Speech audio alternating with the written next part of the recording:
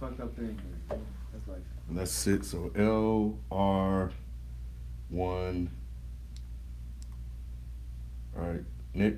What's up? B. What up? Check that one for me real quick. I can hear it moving. What up? Mic check. All right, we good. Mic check. All right, it's rolling. We're already live on YouTube. Oh. So I'm gonna do the intro real quick, and then I'm gonna adjust some stuff. Kind of, well, you know. This is the place where sports opinions collide. Dead End Sports. I'm your host, Kenneth B. Inge. Joining me, as usual, is BZ430. What up, dog? What up? Nikki Duce from the No Disrespect podcast. I'm taking a lot of L's this week, so y'all just gonna pile on, nigga. I need to go to therapy after dealing with y'all this week. And we got from frames per second with the power recaps to what's coming up next with that conversation. I know y'all been trying to get me on. I don't know. It sounds like people might have something to say about that. Feefo will be joining us. He's like, what time is it? About 20, 30 minutes away. But, you know, the show must go on, man. So we're going to go ahead and jump into it. Plus, we're on a bit of a tight schedule tonight. But we were not here last week, and we didn't want to go 2 weeks without giving you guys a show. Plus, just to give you guys an advance notice that the NBA preview show will be Sunday, and that will drop on the podcast Monday. But we're gonna try to do that live Sunday, so that's a bit of a programming notice there, and that's it, because basketball is back on Tuesday, and we're gonna talk a little bit of basketball as well in terms of other stuff outside of what we should be talking about with that. So yeah, that's it. So we're gonna go ahead and jump into it. I guess let's open up with baseball. Believe it or not, baseball, playoff baseball, best time to watch. What did y'all? Speaking of baseball, and speaking of just Georgia, what did y'all think about Atlanta giving up 10 runs in the first inning? I thought the game, like when I was like, I don't know what was I doing. I think I was playing a game, and I was playing PS4, and I was like, let me check the scores because I know it was baseball games going, and I was like 10-1. I said, damn, Atlanta got their ass whooped. I said, it's probably like at the bottom of I'm thinking it was like the bottom of the 8th or something. I was like, first inning. I said, damn. What was going on with that pitching? I was actually hyped for the Braves this like postseason because like they came in hot. Like they came really in hot, and I was like, okay, they might, let's see what they do. Let's see if they get out of this wild card round.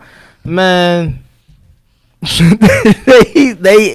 shit the bed like no other. Like what? Like as the words of good brother Kyle, they went lemon booty.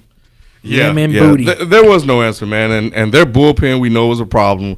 The bullpen I think cost them a game. Yes, when they were up, and they could have finished it in Game 4. They had they had a chance to finish the series in Game 4, and they didn't. I feel like it's my fault. I feel like all the teams that I picked lost. Oh, I picked the Twins. They got swept. They didn't even win a game. Yeah, we did. We sure did pick the Twins. I told you about them Yankees. You did. Yeah, but I didn't know that the Yankees owned the Twins. I didn't know they won like 13 straight. I didn't know that either. Yeah, I didn't know that going in. Because on paper, I was like, at first I was like, maybe New York. And then when Ken started telling me the players, I was like, wait a minute, he play on there? I was like, oh. Yeah, because they had a lot of injuries. Yeah. All them back right back. Need them. Yeah, should have been able to get them, but nah. So I want to take this time to issue an apology to Brother Kyle, 12 Kyle of the 12 Kyle podcast. I'm sorry I picked against your squad, man. He was wrong. Mad too. He was mad. He was. He might be mad about this upcoming round. He might be. Them Astros ain't playing. He's a loyalist. But yeah, I meant to issue a public apology earlier, but I just want to go ahead and take the time to do it now. Who else lost? So the Braves lost to the Cardinals. The Twins got that smack. The Dodgers. I didn't. That was the one that really shocked me. Everybody. I think that was probably the biggest upset. Because I think they were across the board, everybody was picking Dodgers. Dodgers. I think all of us did. We was like Dodgers. I mean, it's a no-brainer pick. It's a no-brainer pick. So it was like, damn. That's on Dave Roberts. And I know we in the group chat, we kind of go back and forth with Manny a little bit. Shout out to Manny of the Any Given Sunday podcast.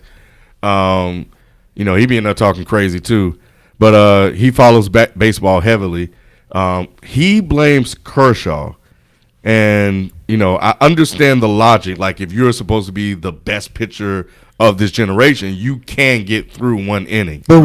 But hasn't he been known for not being clutch? Like, there we go. Isn't for years. There we go. So it was like, he's why? Been kind of like that. He was like Alex Rodriguez. Remember when Alex Rodriguez first got to the Yankees and stuff? It was like, yeah, he's great, but when the time matters the most, Alex Rodriguez never came. It was always Derek Jeter that was coming through. Exactly, and that's the reason why people in New York still hate him to this day. They spit on his name. Same thing with the Dodgers is gonna be with Kershaw. Like, it's damn. I just never. But he's such a professional. He's a good pitcher. He is. Nobody want to hear that. Nobody shit. I know. Nobody want to hear that shit. You know why he's so good at it? Why? Because he's had to do it every goddamn postseason.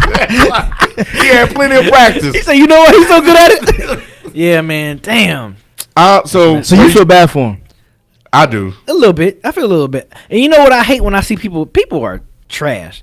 Like burning his jerseys up and that come with the territory. Nah, man, that come with the territory. That's new whack. age shit. Yeah, it is new age, that's but whack. it comes with the territory. If you the king, when you win the games, they throw you up on the arms. You know what I'm saying? That shit started with LeBron. You can get a brew at any bar. Why white people always burning shit? You know what I'm saying? Why? Every time when I see people burning shit, burning jerseys and stuff, I always see the Caucasians. White listeners in the chat, give us an answer. Like every time, they love fire, man. I mean, like, what is it? They love fire. What is it about fire that always, if they mad about something, they gonna set it on fire? It goes back to the caveman days. That's the first thing they invented. They just keep going I fire. thought that was us. But anyway, they burn witches. How about say they burn black folks. Black people. They do like to burn a lot of shit. They do like to burn a lot. Have you seen that cycle? I'm like, wait a minute. Crosses. Yeah, they burn crosses. Burn books. Yeah, books, everything. God damn, you right, B. See? We ain't burning shit. Hell no. But no, so you kind of get where I was going. Like, if you have this history in the postseason as a manager, you cannot put him in those critical situations. But he's the guy, right? The ace. In the regular season. But if they would have lost that without him, the manager's getting fired. He might get fired regardless. He might get fired regardless. But he could defend that decision. He could defend it in a way he could be like, look, this is the best pitcher. Like, I got to put him in. But he's not as great as he was when he was messing up. Like, he's taking a step back because of injuries. He's had back problems, et cetera, et cetera. But it's mentally for him. You give up back-to-back home runs. Like, the worst thing you could do is to give up the second home run to tie the game. But if he got the one out that you needed, great. That's fine. You don't have to bring him back for the 8. Bring in Kenta Madeo, whatever Ivy said.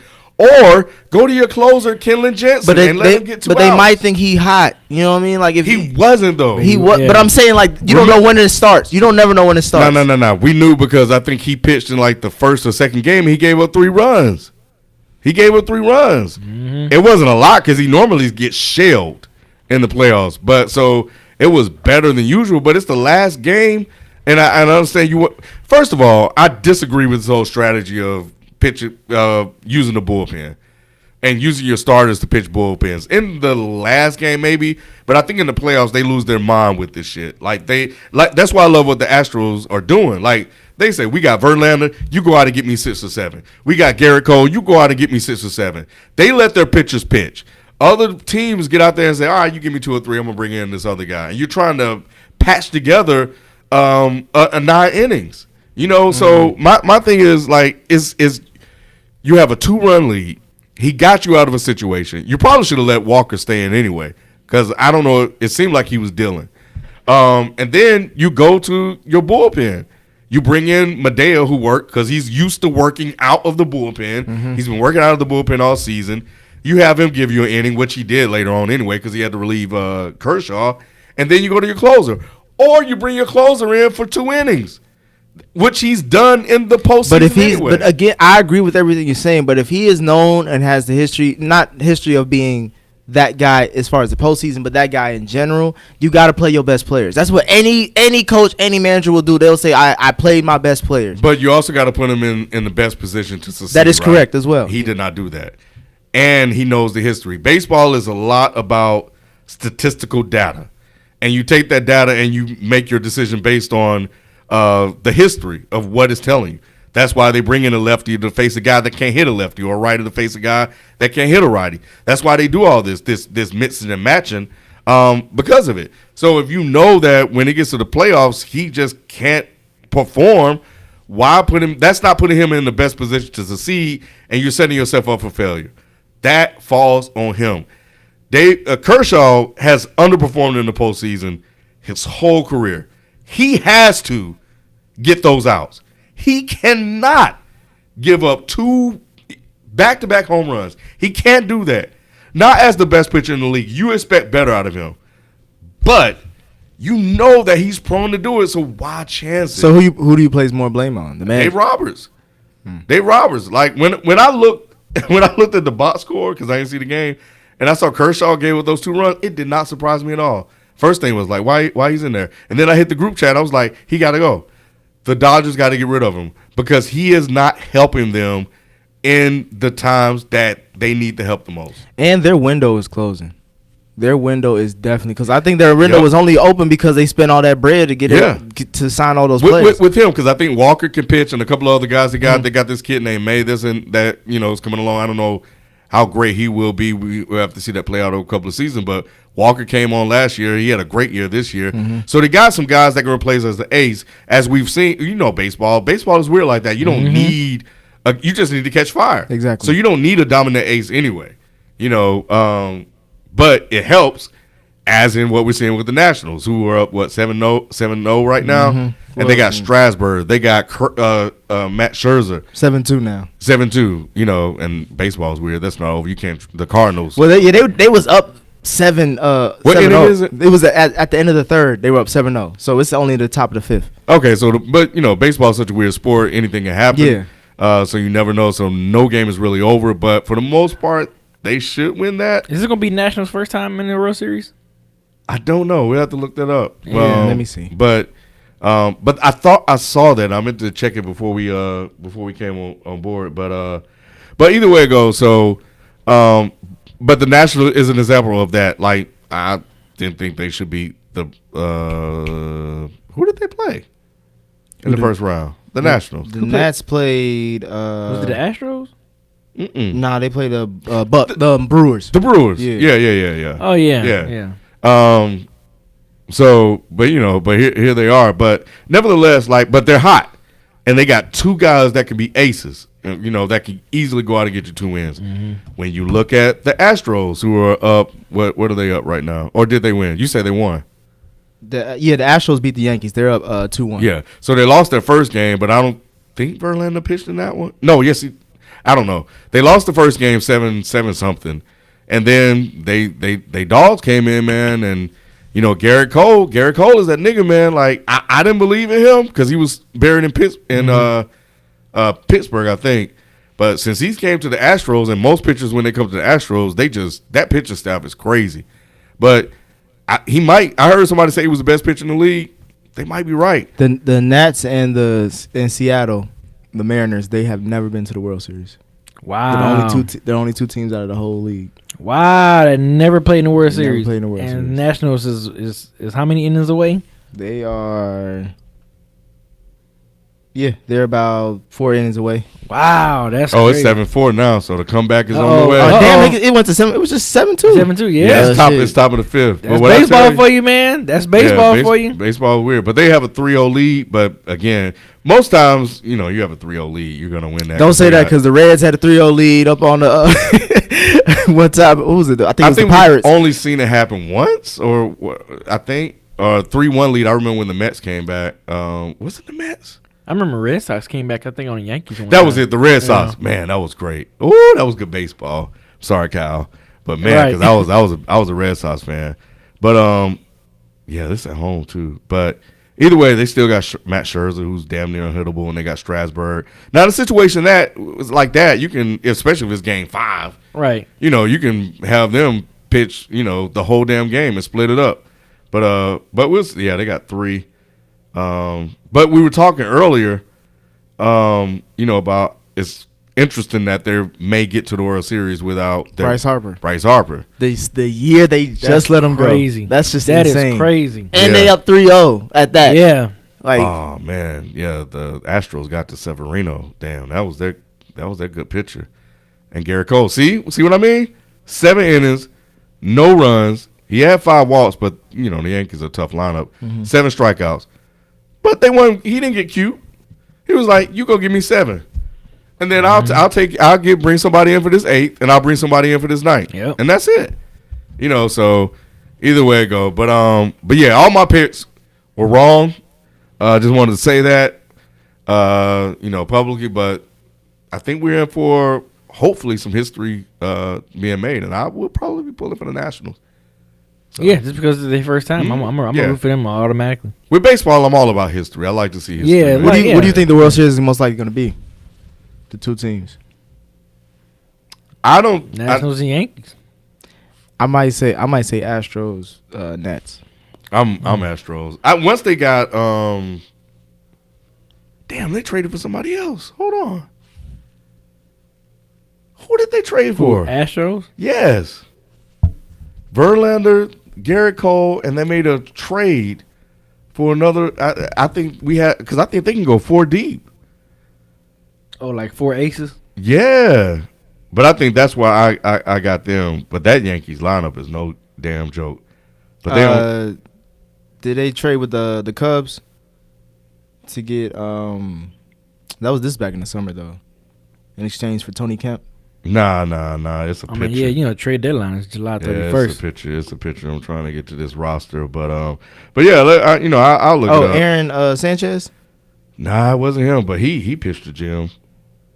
I'm trying to get to their roster, but I think with the Yankees, it's like I know they're a stacked team, but right now it's just like they were hot last year too. That's when I think Aaron Judge had that breakout year, but it just fell apart towards the end. Like they couldn't really close it out, and I think right now with how the Astros play, like I don't know, they always got some type of juice. They always get up for anybody, especially the big boys. Yeah, so like the Yankees. Yeah, so they gonna get them. They might. I think they might. Even with Yankee in full strength. I think even with Yankee at full strength, I think the Astros, because they got that experience and everything. No, I think we're looking at. But this is interesting because I was listening to the Bill Burr podcast, and he was saying like the Yankees, like pretty much going back to like the early 1900s, have always won a World Series in like every decade. I believe that. I think they didn't win one in like the 80s, maybe 70 or the 80s, one of those decades. But every decade they've won one. So if they don't win one this year, this will be like one of the first decades they haven't won. 2010 to 2019. Exactly. So if they don't make it this year and win it all, that'll be another one, another decade, or the first decade that they've never won. Yeah, that's crazy. That's how much success they got. 27 that much success. Yeah. 27 World Series titles? That's crazy. Franchise, that's crazy. Zach Greinke was, I think, is the one they got. Yeah. They got. He can. Someone just said in the chat too. Someone said Zach Greinke. Yep. Yeah, Zach Greinke. Yeah. So man, that's 3-4 deep right there. What are you gonna do with that? Like he can go out and throw you a complete game, and pitch and be hitting. At least that's what they say. Mm-hmm. But it depends on what side of the fence you're on. But so I think, and we've seen evidence of that. We saw Garrett Cole went out and shut him down. But Zach Greinke can be got. But anyway, but yeah. So that's that. So I think the Astros. When they got Greinke, I was like, yeah, they'll be back in it. I don't want to see them back in it. I would like to see fresh blood. I want to see the Yankees, but I damn sure don't want to see the damn Yankees. I want to see them in there. I just. Sometimes you just want to see. It's going to be Yankees and Nationals. That's great for TV ratings too. DC versus New York. That is. That's good. I'm pretty sure MLB would like to see that. Definitely. Yeah, they would. Anyway, so that's our Major League Baseball talk. So let's jump into this NFL. Yeah, I forgot. Damn, we didn't cover last week at all. So I guess with this week 6 recap, we'll bring up some stuff from last week. The first question I got for y'all is pretty much, can the Pats really compete for a chip this season? And I asked that question because it sounds like a stupid question because they're undefeated still. No, yeah, they lost one. They 5-1. Packers. The Packers? Pats, not the Packers. Oh, I'm sorry. The New England. Yeah. Sorry. They undefeated, and they've been crushing everybody. I think they've got the biggest point differential since the Greatest Show on Turf. Man, I know. All I want to say is the Pats defense is the best fantasy player this year in 2019. Man, every single week, Can I tell you, we got the Patriots defense in one of our leagues. They put up like at least a 28 spot every week or more, every single week. I'm like, what is this defense doing to be having? You got to do a lot. But you know what it is, B? What? Playing garbage ass teams. That's what I was gonna say, because the reason why I'm asking why can they really win a chip is because. So real quick, I'm about to give a quick, since they've been playing this season. Yeah, go ahead. So 33-3 against the Steelers. Okay, that's week 1. 43-0 against the Dolphins. 30-14 against the Jets. 16-10 against the Bills, and then 33-7 against the Redskins. 35-14 against the Giants. All those are lottery pick teams for the most part. And then they play the Jets this Monday night, upcoming Monday. Easy money. And those are and a chunk of their schedule is always an easy division. And then they play the Browns after that at home. And the Browns are cheeks this season. Then they play the Ravens. So can they? So like, if what was the question? Can they really win the championship this season? Yes, because they have Belichick. Yes. Or I was gonna say yes because they're gonna get a first round bye. Right. But they're gonna get home field advantage. Yes, and then they got Belichick. So my thing, my whole theme this year is like, let me see them play competition. We seen what they look like against the defense. How would they look like against that Packers defense? We don't know. The only two teams that show that they can like draw some blood from them is this past Giants game, and then obviously that Bills game. To me, if they have a different quarter. First half. But obviously the defense helped out the offense because they couldn't really do anything. Brady had sack fumble. They had an interception. That pass rush was like getting to him. So you see a way you can get to them, and it's always been the way with Brady. If you got a good front four and you put pressure on him, he's gonna dance like a ballerina. Yeah, Pastors got an easy schedule. Yeah, and they're the Super Bowl champs. I've been saying that's all year. The hardest. They got an easy schedule. They just got an easy schedule, man. They got an easy division. So that too. So do you think they will actually go far in the playoffs? Because they only got to win 2 games to get to the Super Bowl. If they play Kansas City, that's a soft defense right now. Right. So yeah, I think they can walk to the playoffs because I don't think they're going to face any competition in AFC. Yeah, the Chargers. What's a tough defense outside of the Ravens? Yeah, they got Jets, Browns, Ravens, Eagles, Cowboys, who they've been falling off. Texans, Chiefs, Cincinnati, Bills, and then they finish the season off with the Dolphins. With the Dolphins, they finish the season off with the Dolphins. They can probably go 15-1. Maybe that's what I'm saying. Yeah. What's the loss? Maybe the Chiefs. Or maybe the Texans. I was gonna say Chiefs or Texans. And then they play them back to back. Yeah. So it might be the Chiefs or the Texans. They can probably go 15-1. Are they on a road? 14-2 at worst. On the road, they on the road against the Texans, but they at home against the Chiefs. Okay. And they can lay an egg easy. Yeah. Because I don't trust the coach. I say 14-2 at worst, possibly based on the schedule. And then the AFC, when you look at the playoffs team, I don't really see a trust threat. nobody. I don't trust nobody. So outside of Baltimore, I don't trust nobody. Because do we really trust Pat Mahomes? Because has he really won like big time games? He has. What big time games he won? The that Denver game where he threw left handed. That was a big time game. Was it a playoff game though? Yeah. Oh, I'm just saying you're talking about clutch moments because he only had one season to go off. That's what I'm saying. But just let's look at him like the big important games. Last year when he played Patriots, when they undefeated? No, it was the Rams that was undefeated. Yeah. Lost that game. They lost that game. They lost against the Pats. In the regular season and in the playoffs in the AFC Championship game. But he's made some game winning drives since then. But not against tougher competition. Not against tougher competition. That's what I'm saying. I think he's probably and then 1-4 against top notch competition. I think that's something we need to look at because that's what I'm saying. Didn't he beat the Colts when they was hot last year in the playoffs? Even granted, it was at home. Yeah, he did. Yeah, that's what I'm saying. 1-4 maybe. Well, yeah. Yeah, that's what I'm saying. What up? See if we can go around that way. What up? We just started. We got you right here, brother. We just got finished talking. Right now, we're trying to really see how good Mahomes really is when it comes to playing quality competition.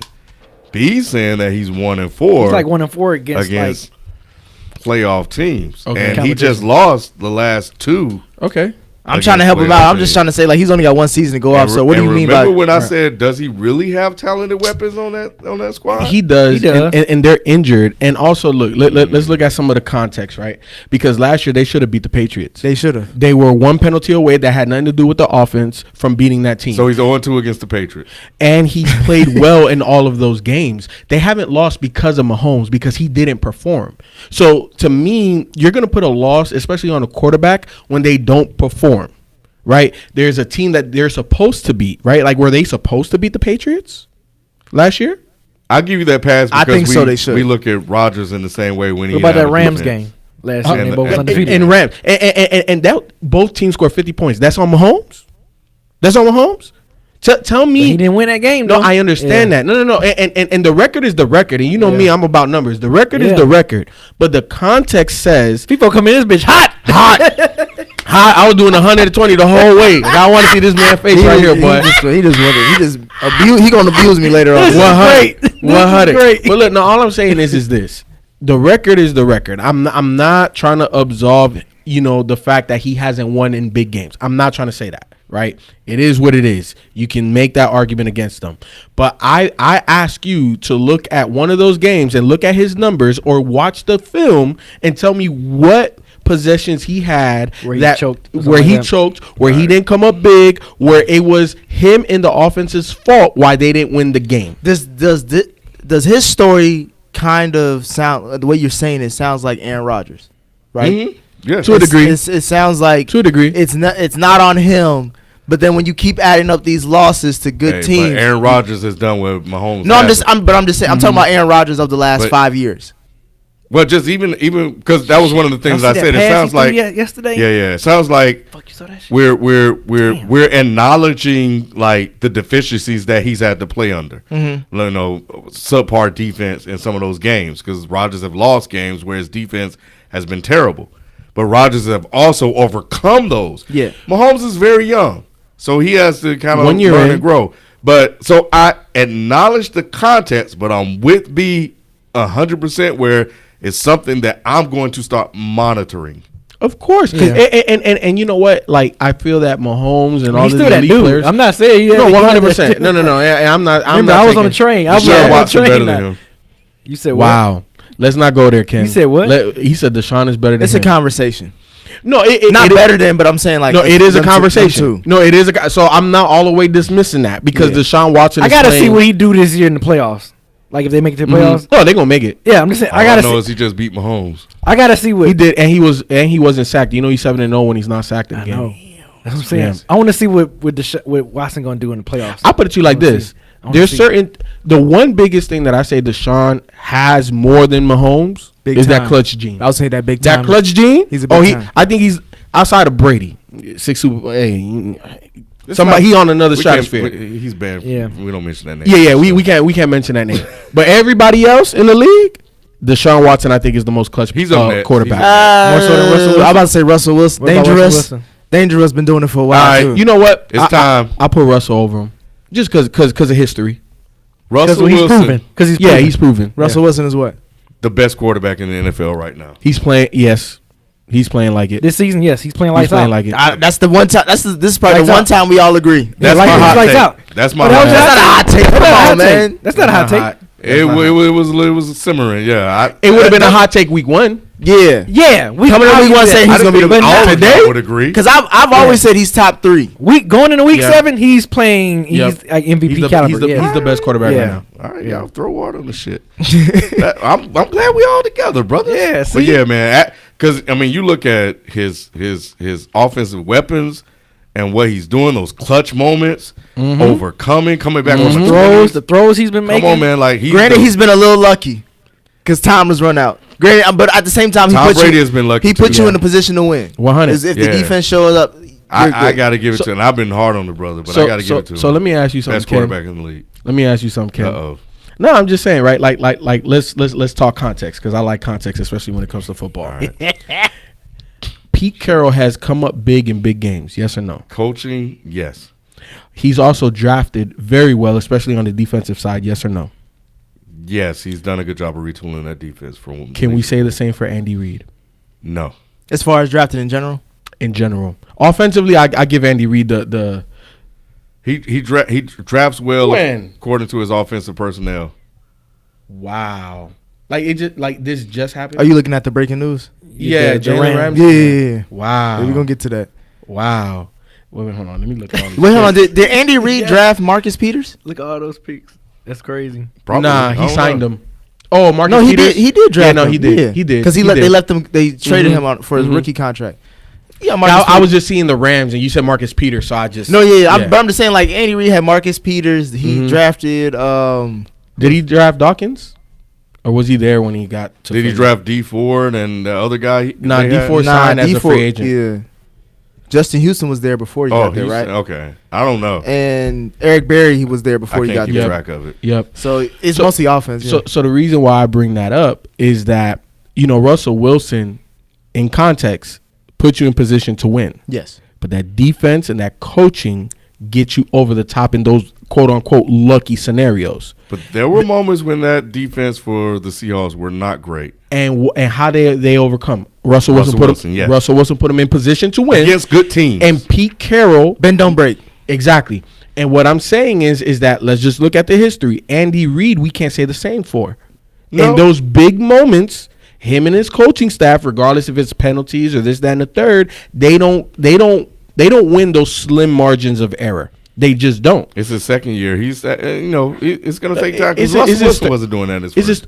Well, he had the Legion of Boom. Of course. No. Just like Ben Roethlisberger, right? Mm-hmm. Like he came in with a run game and a defense. Brady right? the same way. Yep. But what I'm saying is, in those other scenarios, the coaching, right, got those slim margins of victory. And we can't say the same for Mahomes and Andy Reid. I've always said Andy Reid is more Mike D'Antoni. Like, he's the Mike D'Antoni of the NFL. Like, I would agree with that. He's phenomenal offensively as far as a genius. Well, I don't want to. I want to come back to that at some point because I'm trying to figure out when did that transition happen. Because I don't know if he was known as that guy when he was in Philly. No, I think not at the beginning. I think that once he got T.O., right, and they kind of went away from the Deuce Staley era of Philly and all of that, and they got the T.O. and they had Brian Westbrook. They had a squad. They had a dumb squad. Brian Dawkins, C.J. McAllister, the corner. Asimov, was he on that squad? No, he wasn't on that squad. No, he wasn't. That was way after. The Terrell Owens Eagles squad. But either way, at the end of the day, Andy just doesn't get you over the hump, right? So like when we're looking at the Mahomes and the Russell Wilsons of the world, what's the differentiator, right? Like it's coaching, it's the staff, it's the slim margin of victory. He on watch. He on watch, B. I'm with you. Mahomes is on watch. Has the NFL figured out Mahomes? Nah, I don't think so. On a 2-game, it could have been a 3 with the Lions. That close as far as that game-winning drive he did. Yep. They could be 3-0 like in the last 3 weeks. I don't want. 0-3. Yeah, I don't want to say no. I don't want to say yes. I gotta wait. Tyreek Hill's been hurt. And if you look at the games, like that Oakland game, they were down early, and he had a miraculous. He probably had a historic second quarter. And then they didn't score after that. Right. So defense has been bad. Mm-hmm. Sammy Watkins has been out. Yeah, Sammy Watkins out. Andy Reid don't know what the hell he's going to do with the running game. With LaShawn McCoy. They got 3 backs. Yeah, it's stupid. Is 49ers for real? Jimmy G. Yeah. Look Jimmy G. 5-0. Go look at who they played, B. Tell me if they for real. Okay, so they beat the Rams. So week 1. Look at who they played, B. Tell me if they for real. The Rams won 7 points. Week 1, Buccaneers. Which they were a lot better, by the way. Yeah. Week 2, Bengals. Sorry. Yeah. 0-7. And we taking for 2. Week 3, Steelers. Backup quarterback. Week 4. But that Steelers game, they had 5 turnovers, and they still won that game. Yeah. That's how bad the Steelers are. And week 4, the Browns beat them 31-3. Okay, that's the Browns. And then this past week, the 49ers. That was the first test for me with them beating the Rams. And they play the Redskins this upcoming Sunday. See, look, they got an easy schedule too. But we know why they have easy schedules, right? Like the better you play that previous year, the harder your schedule is. But we didn't know the Browns and the Steelers. But B's question is, are they for real? I think they're for real. That defense looked like that defense is for real because they got all first rounds in the front 7. Mm-hmm. So of course you're gonna have they better pop. How many turnovers does Jimmy G have this season? He has a couple turnovers. He probably got like fumbles. Like 4 or 5 maybe. I don't know. He hasn't been perfect. He's still working his way back. He's been good when he needs to be. And but you know what? Jimmy G, you said? Yeah. He got 5 interceptions. Okay. So how many lost fumbles or how many fumbles? I have to search. He's only got 7 touchdowns, by the way, too. Okay. Yeah. But do you see that running game? That running game, Tevin Coleman? And who drafted Tevin Coleman? Kyle Shanahan and them. Yeah. You know what I'm saying? And then who's the other back? One fumble loss. One fumble. So Matt Bria or something like that. Yeah, Bria. You know what I'm saying? So you talking about the quarterback got, 5 or less turnovers total. And how many games? 6 games, 7 games now in the season? You're talking about a 2-headed running attack. And we're talking 2-headed running attack that is speed first, but they're not afraid of the power either. Right. That can catch out the backfield.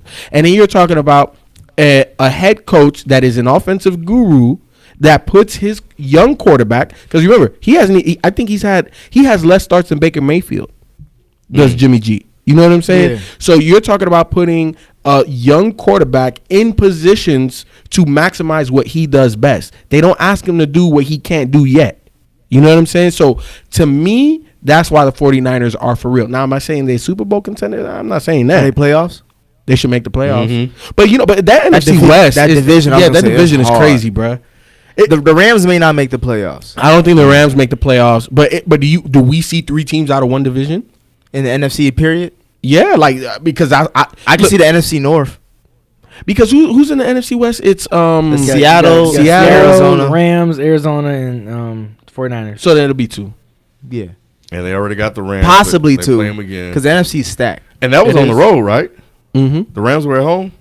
Yeah, but that's a division game, so it don't really matter. But going on the road? It's a road win, Yeah, Rams at home. Yeah, so that means they got to come back to San Francisco. Mm-hmm. They better get Gurley right. Ain't no getting Gurley right. You think he's done? He's damaged goods at this point. I think he's done. Come on, man. Look. First of all, Gurley got hurt when? Kind of beginning of the playoffs, right? Yeah. Or I would say towards the end of the season. Yeah. Toward the end of the season, beginning of the playoffs. Yeah. But he still had enough juice, though, right? We could squeeze a little something. But when he got to that Super Bowl, he ain't looked like we all said it. You know what I'm saying? Yeah. So then we see him at the Super Bowl. Didn't look like him. Okay, cool. You got the off season. Had all off season. Did he play preseason? He ain't play no preseason. Nobody. First couple games, what? 5 carries a game. Low management. You know what I'm saying? He don't look right. If he ain't right by now, he not gonna get right. This was football. Mm-hmm. And Goff, your once top 10, top 8 pick or player, Nick, needs Gurley. He need a run game. If that's how you want to call it. But he needs a run game. I'll give you that. But he needs something. He cannot do it by himself. He can't do it with his arm. And I might be wrong, but numbers always stick out to me. I want to say, and I know I saw this earlier in the season, but I want to say last year out of play action passing, and y'all can facts only mean everybody that's watching and stuff like that. But I want to say last year in play action passes, Jared Goff completed close to over 70% of his throws. Mm-hmm. This year, 40-something, barely 50. Yeah, out of play action. Because if you ain't got nothing to be scared about with the run game, but 100%. But that was a big part of what Sean McVay wants to do. And maybe they figured him out. This is 3rd year. The offense, they ain't. And remember, you were talking about this when we was playing Madden. You was like, bro, they really only got 3 formations, 2 formations, 2 formations. Yeah. Well, hey, look, when it works, but you need people to make a certain system work. He don't have Gurley. But going into that, the way Sean McVay relies on play action that heavily, which obviously you have to have a run game before you even can do that stuff for it to be successful, then that means he needs to switch up his offense. He does a little bit. But it's not solely just based off of I formation or split back or anything. He also incorporates a lot of jet sweeps. He incorporates a lot of motion, which I like in his offense. Only to confuse the defense, though. It doesn't really. It really just be simple shallow cross or couple slants and over here, but it's just like, all right, move this player over here so it looks like I'm doing something different. Of course, that's the beauty of the NFL, right? It's chess. Like, I keep setting you up to get what I really want. I'm gonna get this jet sweep, then I'm gonna fake the jet sweep and give it a girly, and then I'm gonna fake the jet sweep and throw it, then I'm gonna give the jet sweep, and then I'm gonna play action, and I'm gonna go take my shot long. Like, so that's part of football. That's part of offensive genius and game planning. You know what I'm saying? The execution. He just don't have his back. He don't have his horse. Yeah. He needs a horse. Now here's the thing. I think Cleveland has what 3 running backs? Chubb. He's on a rookie deal. He ain't going. Kareem Hunt's on a 1-year deal, right? I think so. If they can get a guy like a Kareem Hunt in the free agent market next year, they'll be back to it. You know what I'm saying? But at the same time, they're going to have to eat Gurley's contract at some point. 78 yards total passing. They were lighting him up. Bro, 7 points. Well, first of all, his offensive line has been shit, too. Because, the way the Niners got to him, he couldn't even do. That might be more Niners than. That's what I was going to say.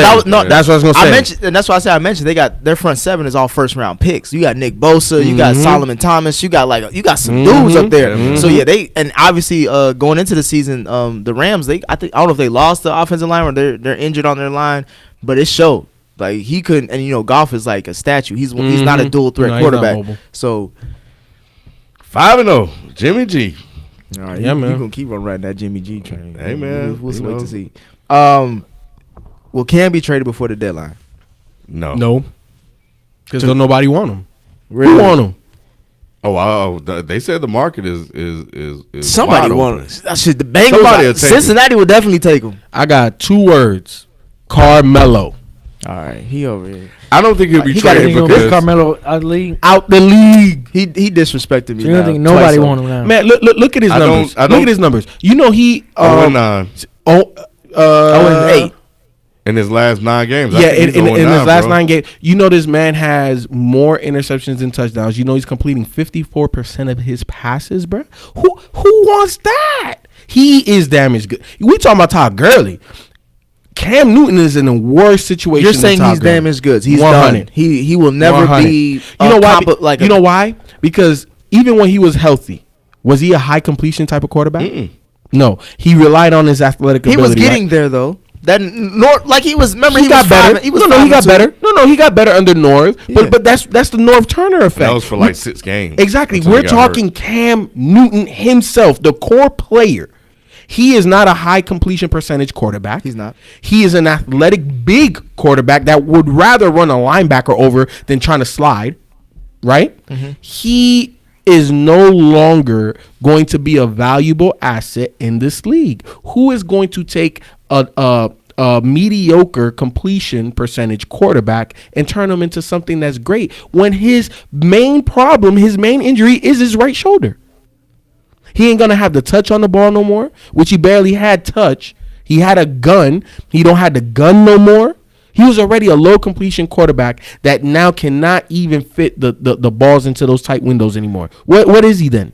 I don't think they'll trade him because, Kyle Allen is still his 2nd year. So, yeah, it looks cute now. But if you do get to the playoffs or you do get hurt, what are you going to do? Who are you going to go to? Kyle Allen's what, 4-0 or 5-0? 5-0. 5-0. You can't knock 5-0 though. And that's why even if Cam, well. I can't knock him. Yeah, and even if Cam comes back and he says he's 100, you can't knock 5-0. Yeah, this dude playing. Let him have 2 bad games. Okay, you might want to go back to Cam and just see what it looked like. Yeah. But Cam go out there and he throw a lame duck. Hey, bro, come sit there right, coach. Come right here on this bench. Yeah, I just found it interesting that all of a sudden news leaked that his ankle is healing really, really well. Yeah, I know, right? Right after they said that. I knew it was bad once he got on that video and he was smoking a cigar with the ascot. Talking about I can't be me if I'm not me. I'm like, all right, bro, it's a wrap. Yeah.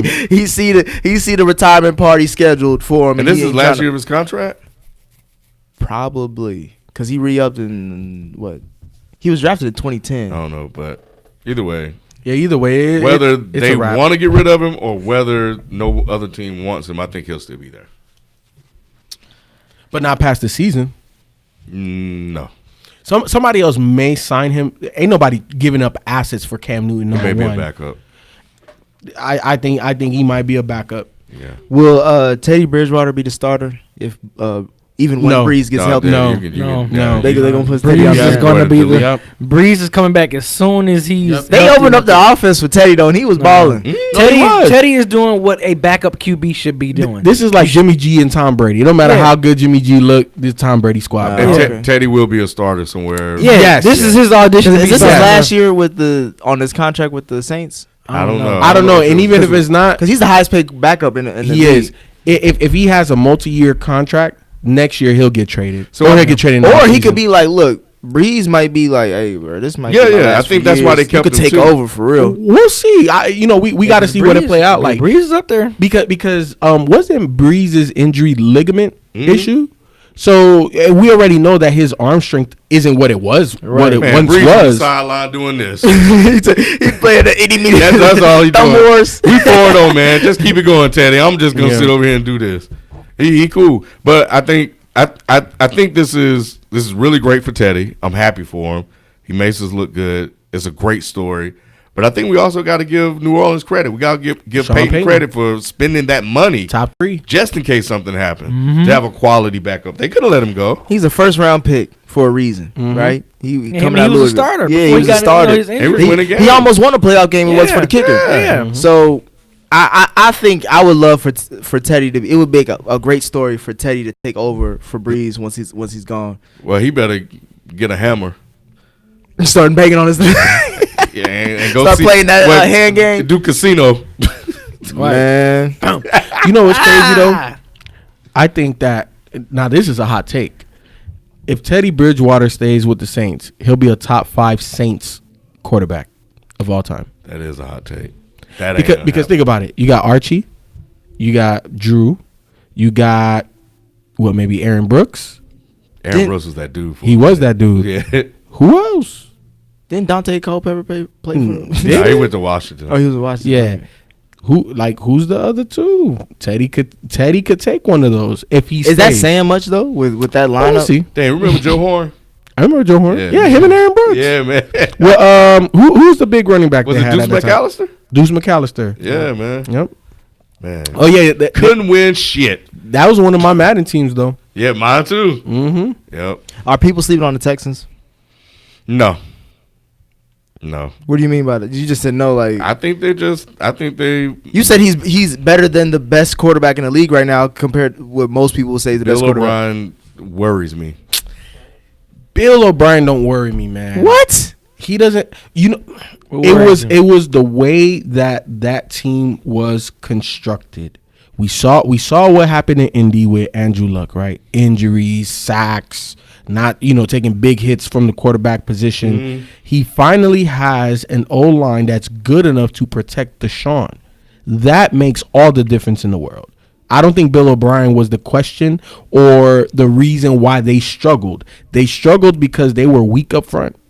They struggled early this season when they played against some really, really top defenses. And what was it, week 2, week 3 that they made the trade for Laramie Tunsil? Because they knew what was up. But the schedule is starting to lighten up, and that's why they're starting to win the games again because the defenses aren't that tough. So what happens when? How does Bill O'Brien coach past that defense? What the Texans what? So Texans, I believe in Deshaun Watson. I don't believe in Bill O'Brien. That's what I was gonna say. And I don't know if I believe in Deshaun Watson more than Bill O'Brien as far as like if we're trying to scale it out. Mm-hmm. Because he just doesn't make great play calling when it comes to crunch time. Like I've seen it happen numerous times, especially in the playoffs. And I'm like, all right. And I'm not saying he's the greatest. I'm just saying I think that Bill O'Brien is a good enough head coach to win. And I think that now with an O-line, regular season or off season, to win the division or just like a playoff game. Because he hasn't. Well, he looks terrible in the off season. Whenever they get to the playoffs, they get smacked. The only teams they beat is the Bengals.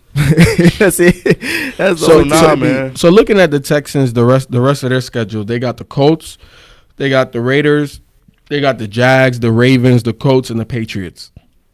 So out of that, they can win all those except the Patriots game. Yep. I think how many games is that? 1, 2. They got Broncos, 6. Titans, Buccaneers, and Texans. But Bill O'Brien will cost them 3 or 4 of those losses. You said they played the Ravens? Yeah, they played the Ravens. Okay, I think those are the only 2 losses. Ravens and Pats. Well, next. Where we got? Okay. Can Lamar Jackson be Mike Vick 2.0? Yeah, he can. He's going to be Lamar Jackson. Will he be better than Mike Vick? Hell no. You said hell no? Hell no. Not. He threw for over 250 and he ran for $150. He won't be because we have never seen anything like Michael Vick in our lifetime, and we're going to hold on to that. Mike Vick was special. He was electric. He couldn't throw like Lamar Jackson. I think Lamar Jackson is going to. He's a better thrower than Mike Vick. Okay, better throw, but not better arm. Okay, maybe not. His arm might be. I'd rather have the better. I'd rather be a better thrower than have the better arm. No, Lamar Jackson going to take what Mike Vick did and take it to another level. From the passing perspective. Yes. But what made Vick special was his running ability. It wasn't his throwing. You know what I'm saying? And Lamar Jackson can't run like Vick. No, he can't. I'm agreeing with you. I don't think he's going to be. He can't run like Vick as far as. Nah. No, I'm saying like as far as. What do you mean? You saying it's like Earth and the moon difference? No. From a yards perspective, if you look at the box score, it looks similar. But context, if you watch the film, no. I'm not saying exact. I'm just saying, but it ain't that far off. No, it is that far off. It is. From a running, it's that far off. Look at that play he did. Mike Vick was a cheat code, against St. Louis. St. Louis and Minnesota. Yeah. Oh no, the Minnesota one. That's the one I'm talking about. In overtime, that first play. Come on, man. I'm saying the kid is still young. We can give him time before. No. He already breaking records now in the second year. No. I give Lamar Jackson all the props as far as being a dual threat quarterback. He like I said, he's the only QB in the regular season ever throw for 250 and run for 150. That's not Mike Vick, and that's cool. But the difference with Mike Vick, first of all, was more electric than Lamar Jackson. That's number one. Yes, he was. Number two, he was way faster than Lamar Jackson. And that's crazy as hell to say. Also, I think that Mike Vick was a bigger threat to score from anywhere on the field, running or throwing, than Lamar Jackson. Bigger threat. And he also had receivers that couldn't catch. Nope. They had bricks. He had Algie Crumpler. That's it. And he made him a Pro Bowler? He made him a Pro Bowler. And he had a run game. He had work done. Yeah, work done, but that was it. Because they had a young Roddy White. Yeah. And Roddy White was somewhat of a bum. He didn't start catching balls until Matt Ryan came there. Yeah, Matt Ryan changed. Matt Schaub. Matt Schaub too. But when Matt Schaub to Matt Ryan. Yeah. But nah, man, just go to YouTube and look up Michael Vick. No, I'm not saying he wasn't electric. I'm not saying he's better. I'm just saying like with the way he's going now, could you not see that he could be like? And that's why I agree that he is Mike Vick 2.0. He's just not better than Mike. I agree. He's 2.0. There's no, I don't see a quarterback in the next 3 to 5 years that's going to be even close or as close as Lamar Jackson is to Mike Vick. So I don't see nobody else. And Lamar Jackson is Mike Vick 2.0. He's not better. I think he has the template of Michael Vick. 100. But Michael Vick is just different. Yeah, man. Is it like MJ Kobe type thing? Like you see the similarities, but he ain't the man. He ain't the man. I don't even see Kobe to MJ. Michael Vick was just, there's no other player like him in football. It's hard for me to see that, man. But anyway, go ahead. When would the Falcons clean house? I already said it. He should have been fired Monday. You don't lose to the Cardinals. Yeah, you can't do that, especially that way. No, you can't lose. Well, the kicker missed the field goal. Hey, but you know the defense is giving up almost 35 points a game. And he's the defensive coach, ain't he? Yep. But don't we always say that you don't leave the game in the kicker's hands? Yeah, or the foot. And here's the thing, like to Dan Quinn's, defense. All right, go ahead. To his defense, shoot him some bail. I'm just a little bit. I'm gonna give him 100. He still need 100 bands. The defense has been banged up. Losing Keanu Neal, that's huge for that defense.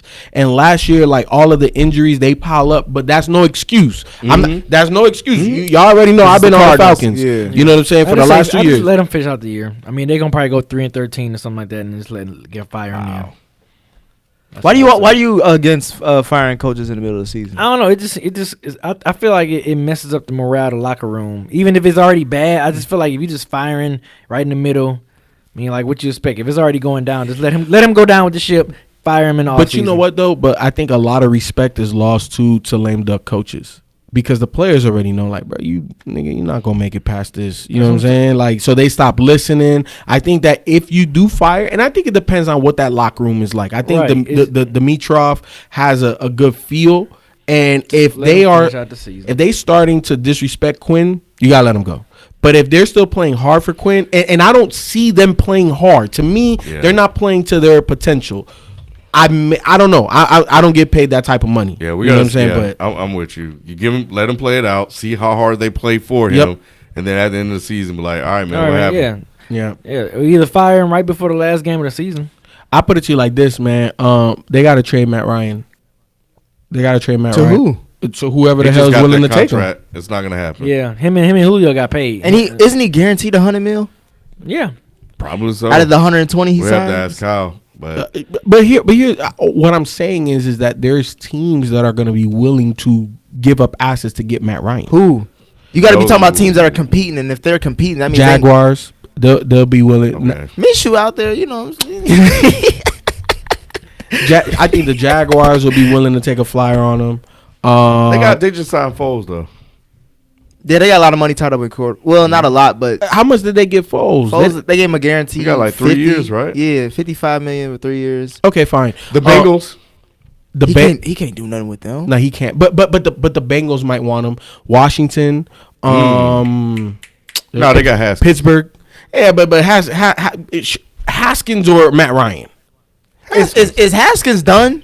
I'm not saying that. No, I'm saying, is he going to be like thrown away because of this whole situation? No. I think this is going to save him. It depends. If Matt Ryan is available, and we already know what's the owner name? Quinn Snyder, Dan Snyder, whatever. We know how he moves and how he operates. He likes names. And if Matt Ryan is out there and it's not going to cost him too much to get him, he'd rather have Ryan than Dwayne Haskins. But I think Pittsburgh. Because I think Ben Roethlisberger is done. I think I agree with that, but I think Mason Rudolph, depending on how he finishes out the season, can prove that it's going to be his. But is he better than Matt Ryan? I think they'll do he can be better than Matt Ryan. They'll do a coaching change before they do a quarterback change because it's hard to find a quarterback, and unless they're trying to tank for a quarterback right now, we don't know. They already paid, like Ken said, they already paid the man. Like, let's see if we can get a new coach. Maybe Mike Tomlin may be willing to come down to Atlanta. Shit, if I'm Chicago, I'm like, hey. But who you giving up? Just everybody but Khalil. Everybody but Khalil. All of y'all. Anybody. All of y'all. All right, what's next? I feel where this going. Now, I wasn't going to go in. Who do you trust more for the second half of the season? Carson Wentz or Dak Prescott? Wentz. Why? For me. I've seen it. I mean, I've seen it with both. I've seen it with both. What are you seeing? Look, I was not a Wentz believer until that MVP season. And I think he's still he didn't win. So it's not an MVP season. He just had a good season. It was an MVP caliber season, yes. Okay. Yeah, he was MVP before he got hurt. So Jared Goff had that last year as well. You don't want to believe it. I still don't believe in Jared Goff like that. I changed my mind. And I don't believe in Wentz, but go ahead. Yeah, I know you don't, but I came around on Wentz, so I was like, forget that. It's a bunch of hype. And I was like, dang, this dude is legit. And then I got a chance to see him like live with nothing, and that's how I kind of evaluate quarterbacks. That's why I'm like looking at Russell Wilson, like, man, you making Tyler Lockett and DJ Metcalf and all these guys into great players. Carson Wentz, I don't know how he's getting this out of what he's. Aguilar can't catch the ball. Alshon Jeffrey looks slow. The only guy has is Ertz. Doug Peterson can't figure out who he wants to get a ball to.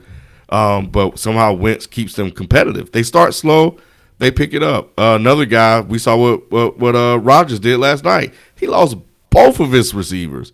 And what's that guy? I don't even know his name. Number 16, I forgot his name. Yeah, it don't matter. That's the point. 16 and some other guy, and still squeezed out a win with some help from the referees. But that's how you kind of, for me, when I evaluate quarterbacks, what you said about Dak is that when you give him the weapons, he performs. When you take those away, he doesn't. I've seen Wentz take what he's gotten something out of him and actually won games. But as you say that, they got blown out by Minnesota on the road. They were on the road. And those weapons, he has no weapons. They and so that defense is pretty good. I wasn't surprised by the outcome. So between the two, you got the Eagles winning the division.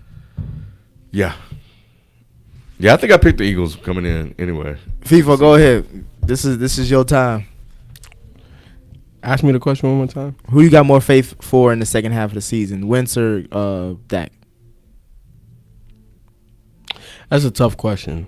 It is. And the reason why I say that is because I want to say Dak, but I think Jason Garrett's a lame duck coach.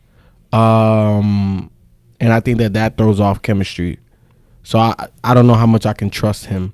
And then also, isn't there OC? He's a rookie OC, right? Kellen Moore. Yeah, he's a rookie OC. Mm-hmm. I'm gonna have to go Wentz mainly because he's been there, done that, and that pressure's been on him.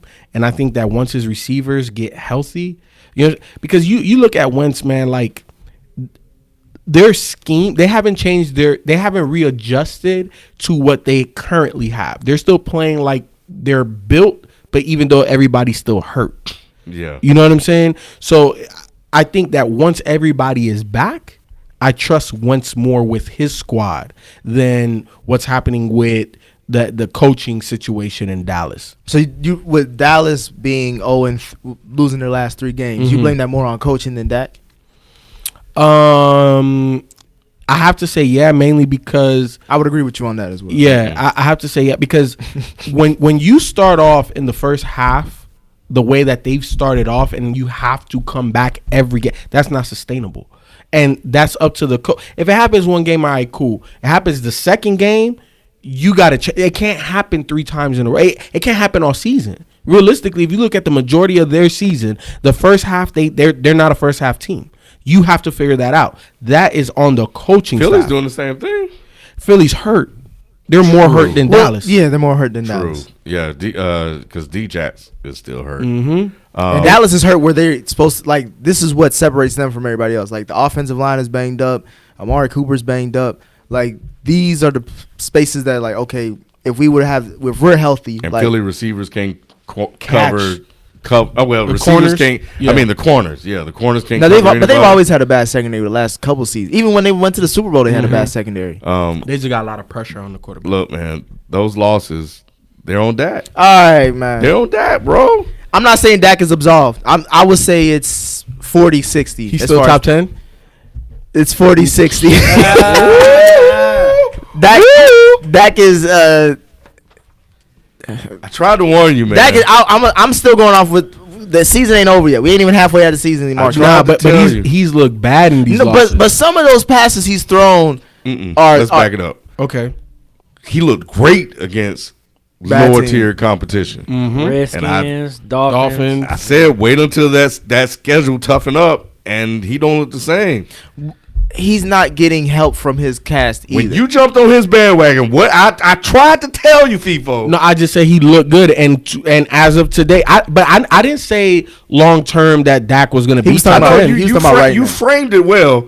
I just didn't want to even give you that. No, but look, man, I know what I'm talking about, man. I'm a veteran in this now. I've done did this for a little bit. The words. No, I'm not. And I'm just like, no, absolutely not. This is what I know. Do you see some of the picks that he's getting because of his receivers just not catching the ball? Oh, okay. So Dak can get I'm not passes for that, but Wentz can't. No, I'm not saying that. I'm just saying as far as who I trust, He still got Amari Cooper. He just got Gallo back. I've seen Dak Prescott win playoff games. I have not seen that from Carson Wentz. I haven't seen Carson Wentz finish a full season, pretty much, to be honest. So I'm going with the guy who I've seen things from, as opposed to the guy. Game. He's won 2 or. No, he's won 1. He's 1 and 2. That's the playoff record. I thought he won. Okay, so he's won more. And he don't have a Super Bowl ring. Wentz does. Did Wentz? How many? Dak Prescott touched the field more than Wentz. He put those Super Bowl run. He put those 13 W's on the board before he got hurt. He sure did, and it was really because of him. Here's the thing about Dak, right? I'm still pulling for you, brother. You ain't pulling for shit. When you let Sam Darnold miss 3-4 weeks, come back and kind of really outplay you, man, that's a good look. That's where I say he's in the top 12 right now. because it's only because he played the Jets. Shout out to Manny because I know he probably happy as hell. He got the win over the Cowboys, but so I think it's a little. So I hear you there, but then now I'm kind of going back to what you're saying about the coach. Mm-hmm. So it is somewhat of a mix because Dak hasn't looked great at all. Mm-hmm. But you can't let Sam Darnold come back at the midst of all the games. And what's up with that defense? They all got paid. That's crazy. The defense got paid before the quarterback. Yet they're the ones that are like, what's going on? You're supposed to have a stud on every part of the line, like from the defensive line, linebacker. They're supposed to have the best linebacking core in the NFL. I don't know if they heard or whatever it is, but that game when you lose to a team that hasn't like the Falcons and the Cowboys both lost to winless teams. I got to look at the coach. Now. They should have traded. Now I'm looking at the coach. They should have traded for Ramsey. Ramsey was talking shit. Who? The Cowboys.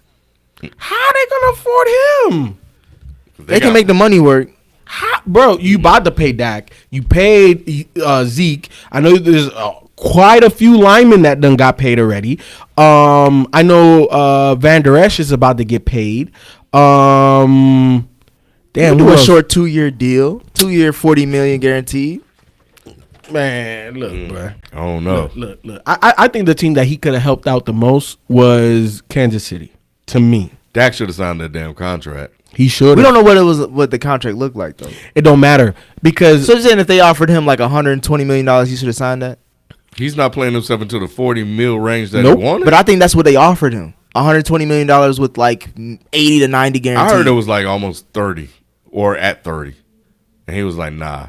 Well, here's the thing. He was sounding like Nick. I don't want y'all a playoff game. Yep, but now when you bet on yourself, right? Like that's a 50-50 proposition, and right now Jerry Jones has the leverage in that negotiation. If we sat at the table right now, and I'm Jerry Jones and you Dak, oh bro, you lucky you get 25. But Dak got one thing to say though. He was like, look. Since I've been here, we've been winning. Now, the only person who's holding that I can arguably say that's holding us back is this nigga that you got as the head coach. That ain't gonna fly on the negotiating table. When you've been playing the way he's played in the last 3 games. The last 3 games, yes, but but that's 50% of your season. We're saying that if that continues, if that trend continues, he lost all the leverage. Because I heard, and I forgot who's been at the negotiating table with him, but they said Jerry Jones come in and say, "This is what I'm offering you. Are you gonna accept that or not?"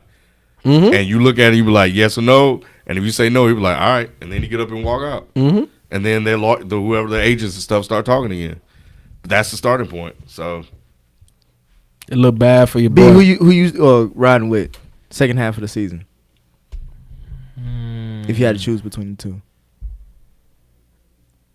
See, I haven't really seen much of Carson Wentz play that much because they just don't ever show him. But based off how Dak been slacking against tougher competition, I would say Carson Wentz maybe. All right, shit. Y'all got Carson. We be trying to put you on game, Nick, and you don't be listening. We gonna see. The season ain't over with. We ain't even halfway there yet. Season ain't over with. I'm just saying, man. We got some experience in here. We're a little long in the tooth. Do the Browns need to trade OBJ? This is a rumor that's going around. They said the same thing around the time when New York, where they were saying like New York needed to trade OBJ. We thought the same things, and all of a sudden we woke up and he was gone. From what I'm reading, he doesn't fit in the offense. So here's the thing. I listened to Colin Cowherd on this, and I agree with his evaluation of it. Right? He is a hater. He is. But he makes a lot of sense when it comes to this, right? Like Freddie Kitchens is a rookie head coach, right? He would even be a rookie offensive coordinator, wouldn't he?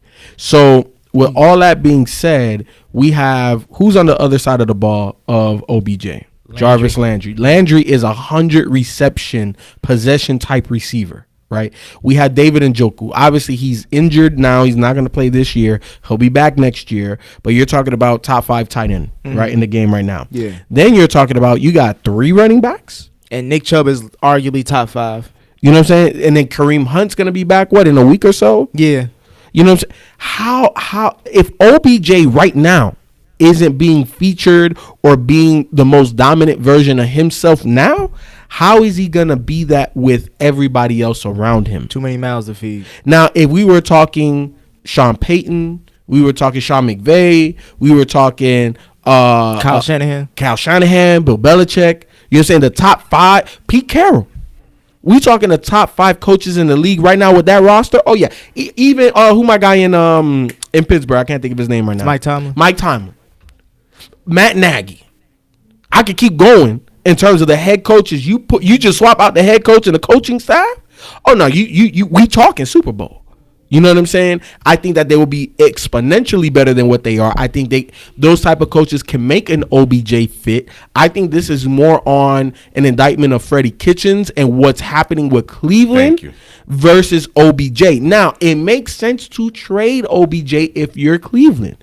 The man still has value. You need help on the offensive line. You need help on the O-line. They just traded for somebody.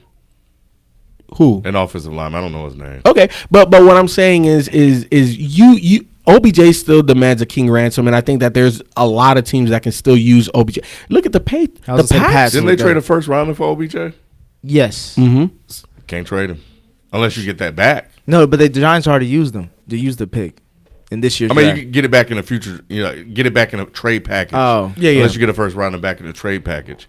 But then, are we guaranteed that the talent you have will be as good as OBJ? No, we know, but that's a high risk. But wait, hold on. But that's the reason why I pointed out all of the skill positions.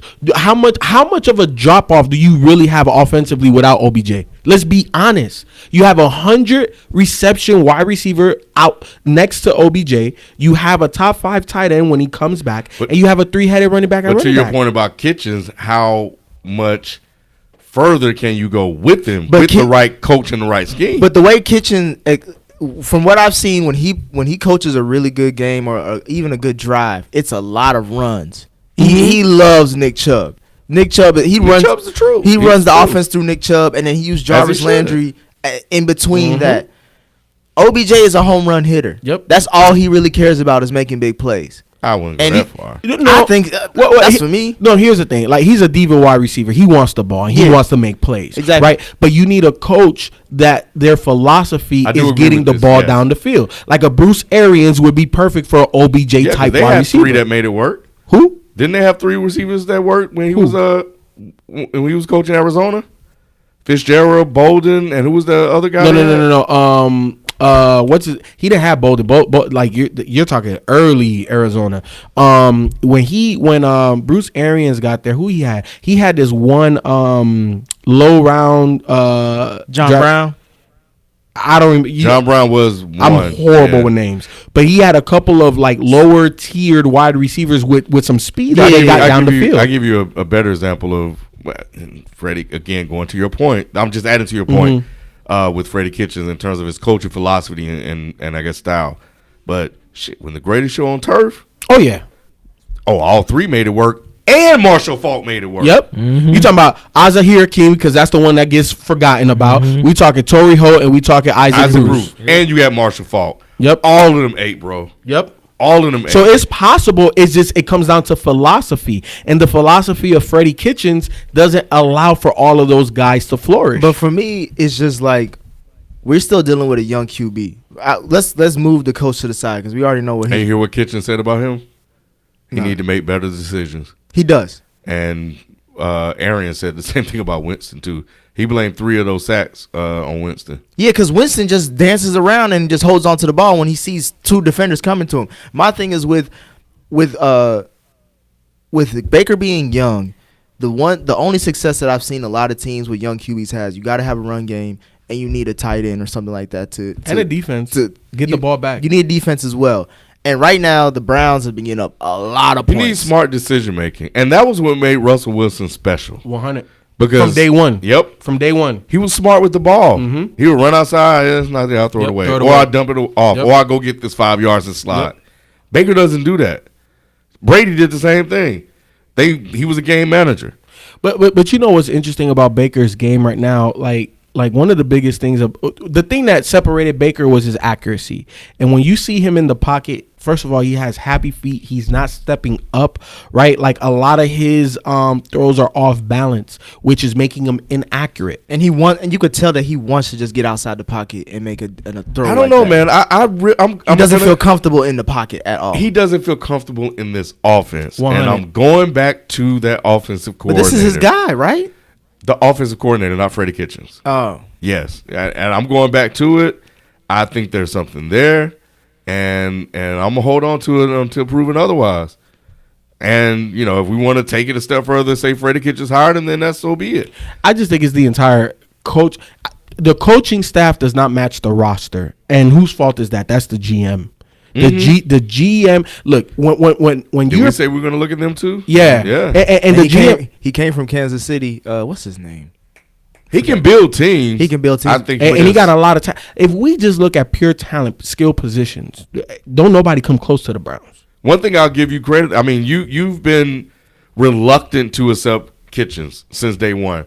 I was more of a wait and see. I just needed to see the results on the field. Me too. I've seen what I needed to see. Yeah. So I'm like, okay, well, he's coaching like a first year coach. It's just common sense. The guy with the least amount of experience is now running the whole show. It's like, no, Greg Williams should have won that position. Like, he should have been the head coach of the Browns. And I think you would even seen them build on top of that 7-game win season that they had.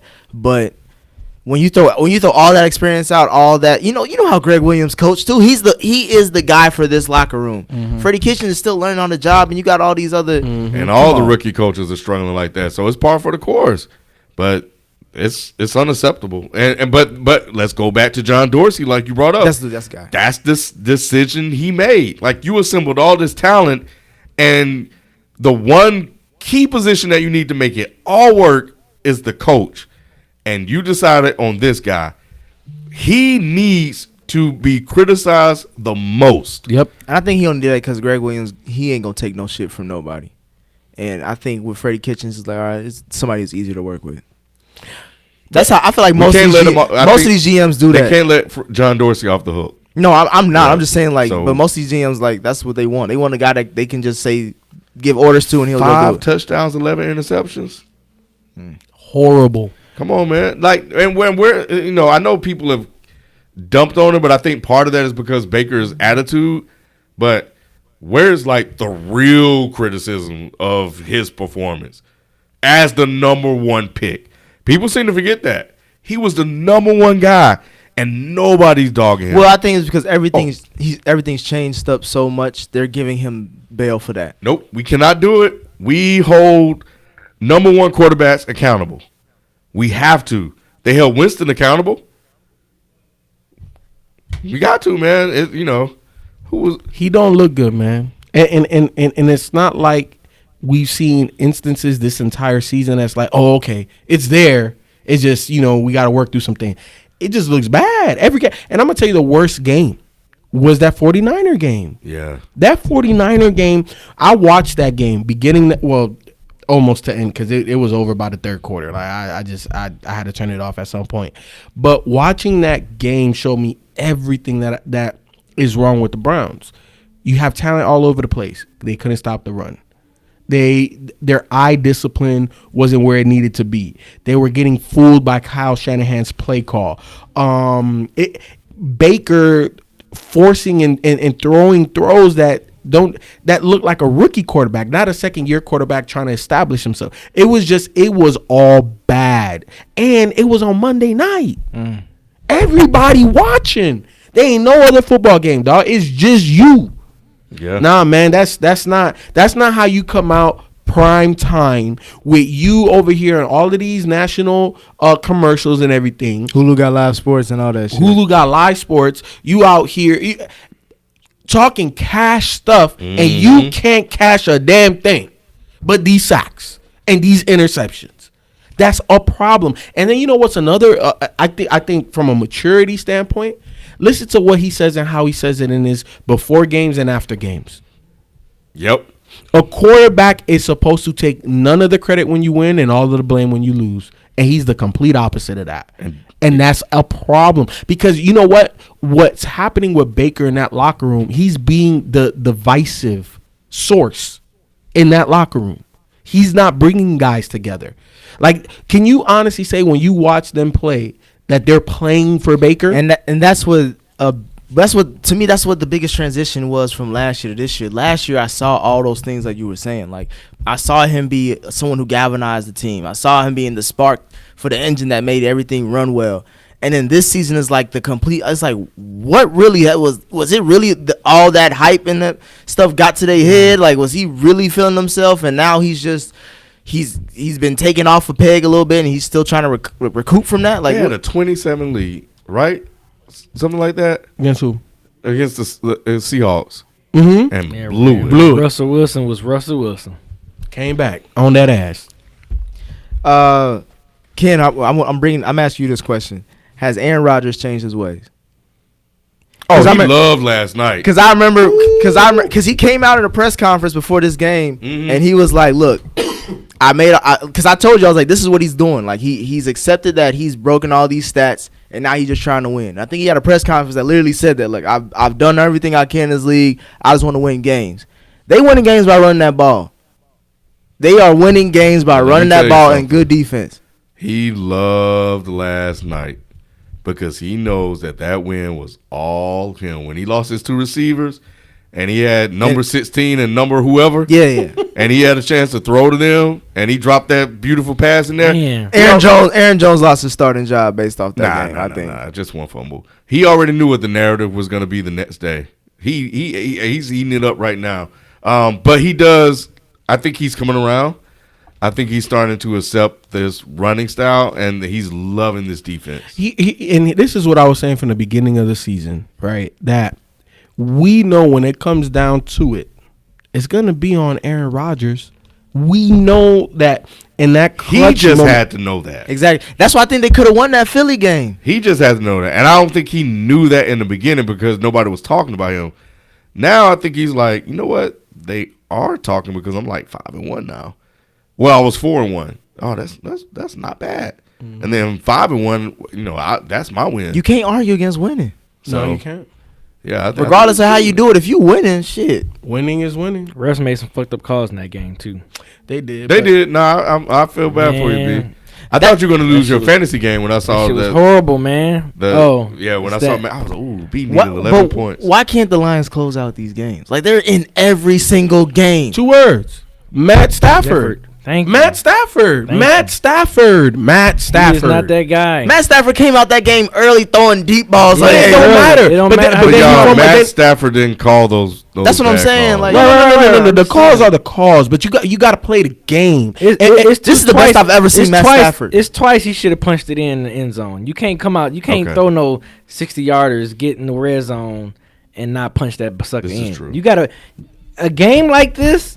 This is supposed to be a statement game for Matthew Stafford on the road because his road record is horrible against winning teams. Horrible. Probably one of the worst in the last 8 years as far as just and he get a pass. Yeah. You know why? Because the Lions, no one talks 100%. Yep. That's 100. Because look, you know how long I didn't realize this until today. You know how long Matt Stafford's been in the league?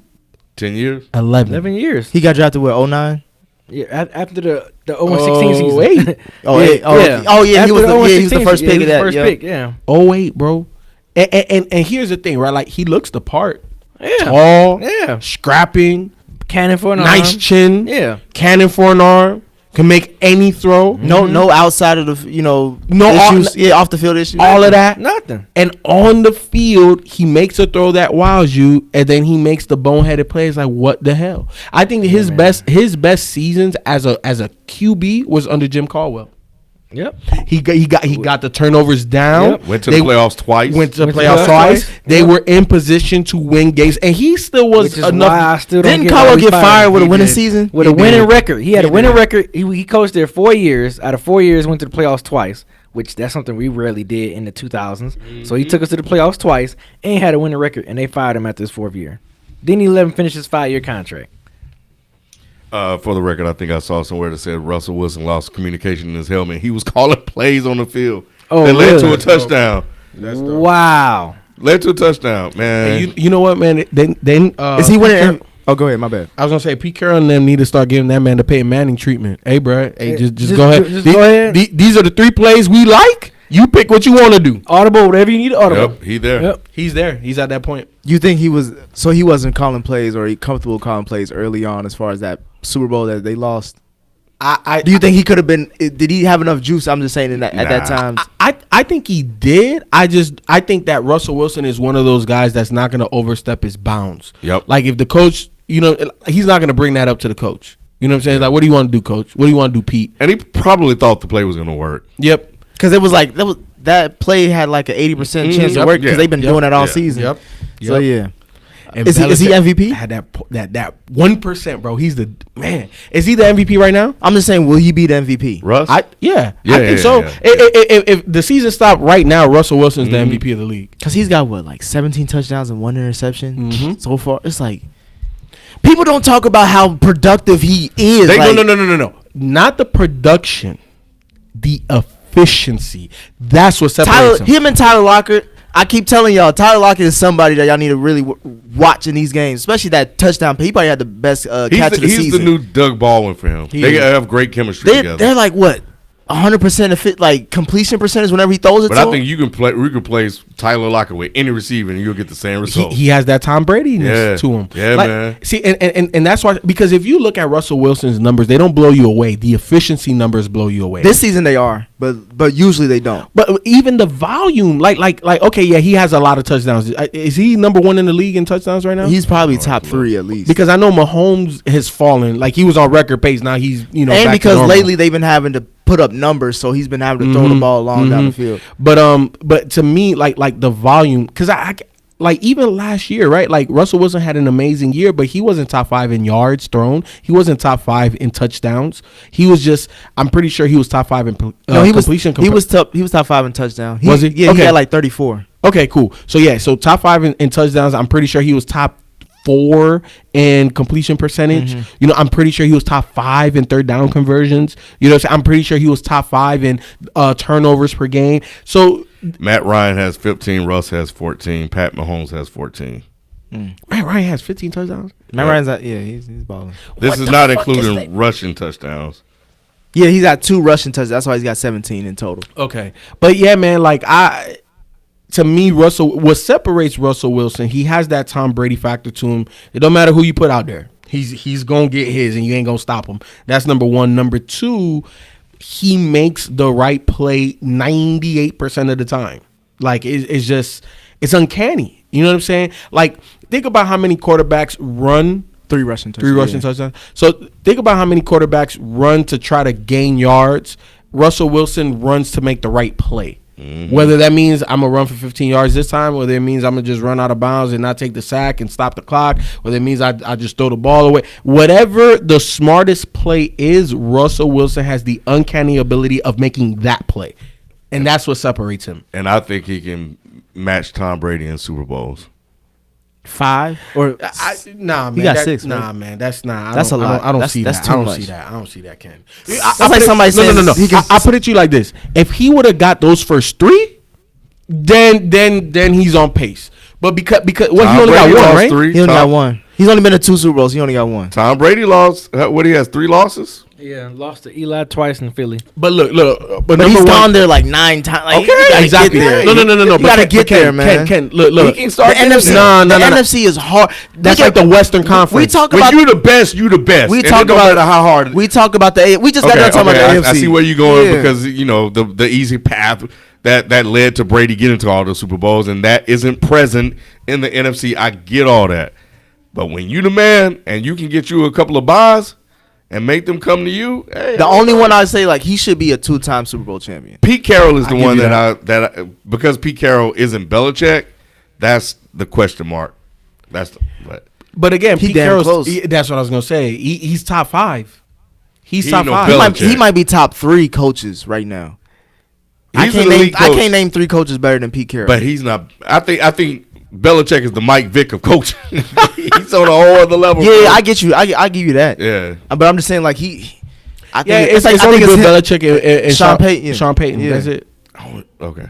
Well, when will the Chargers move on from Rivers?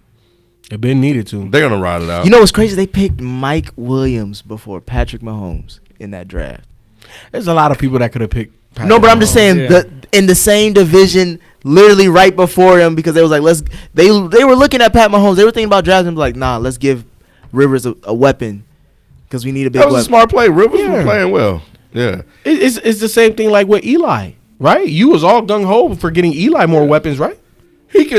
I wanted him to be protected. I want him offensive line. I've always told you about offensive line. Like I rather because he had Odell at the time, so he didn't need more weapons. That's not even because Eli's done.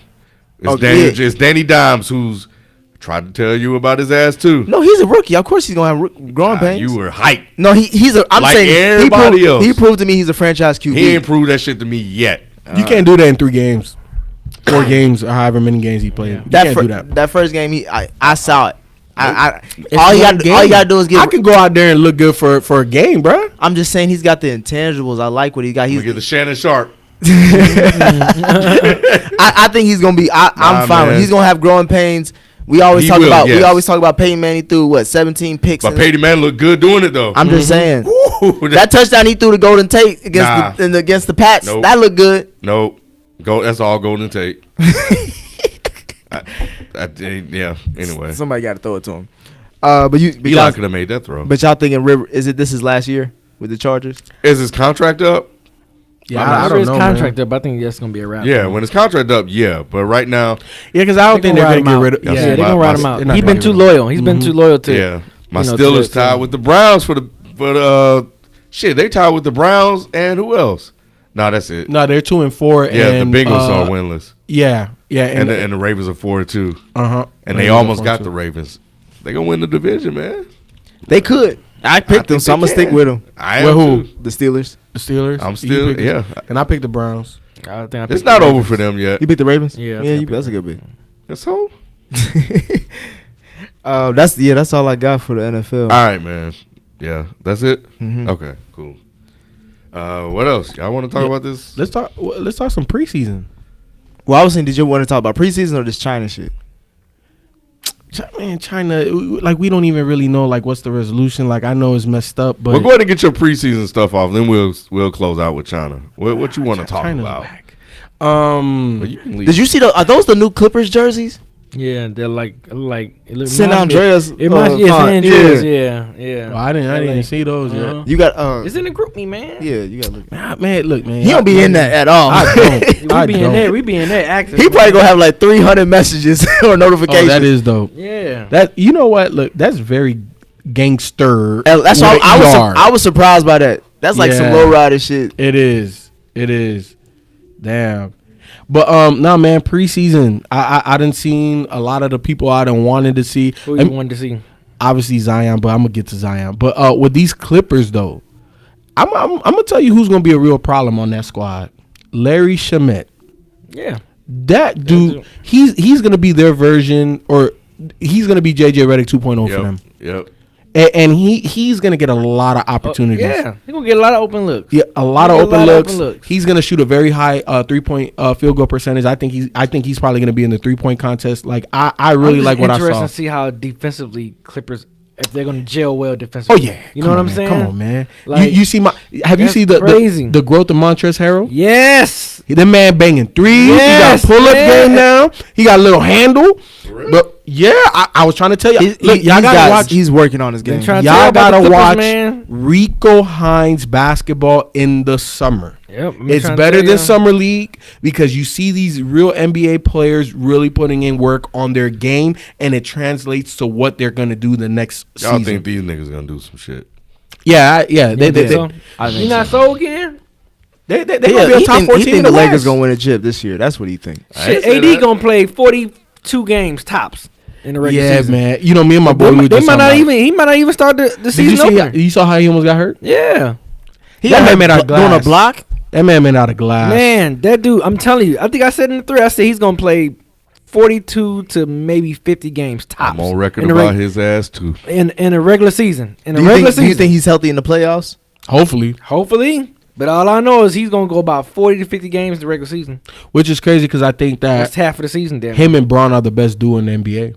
They are. I don't think so. But why don't get that? I think I'd rather have a healthy Paul George and Kawhi. You say you'd rather have, but are they the best duo? I think they'll be a better duo. You know what? You know why I disagree with that? It's for the simple fact that in terms of the duo, there's not really one guy that can stop LeBron, and there's no guy that can stop AD.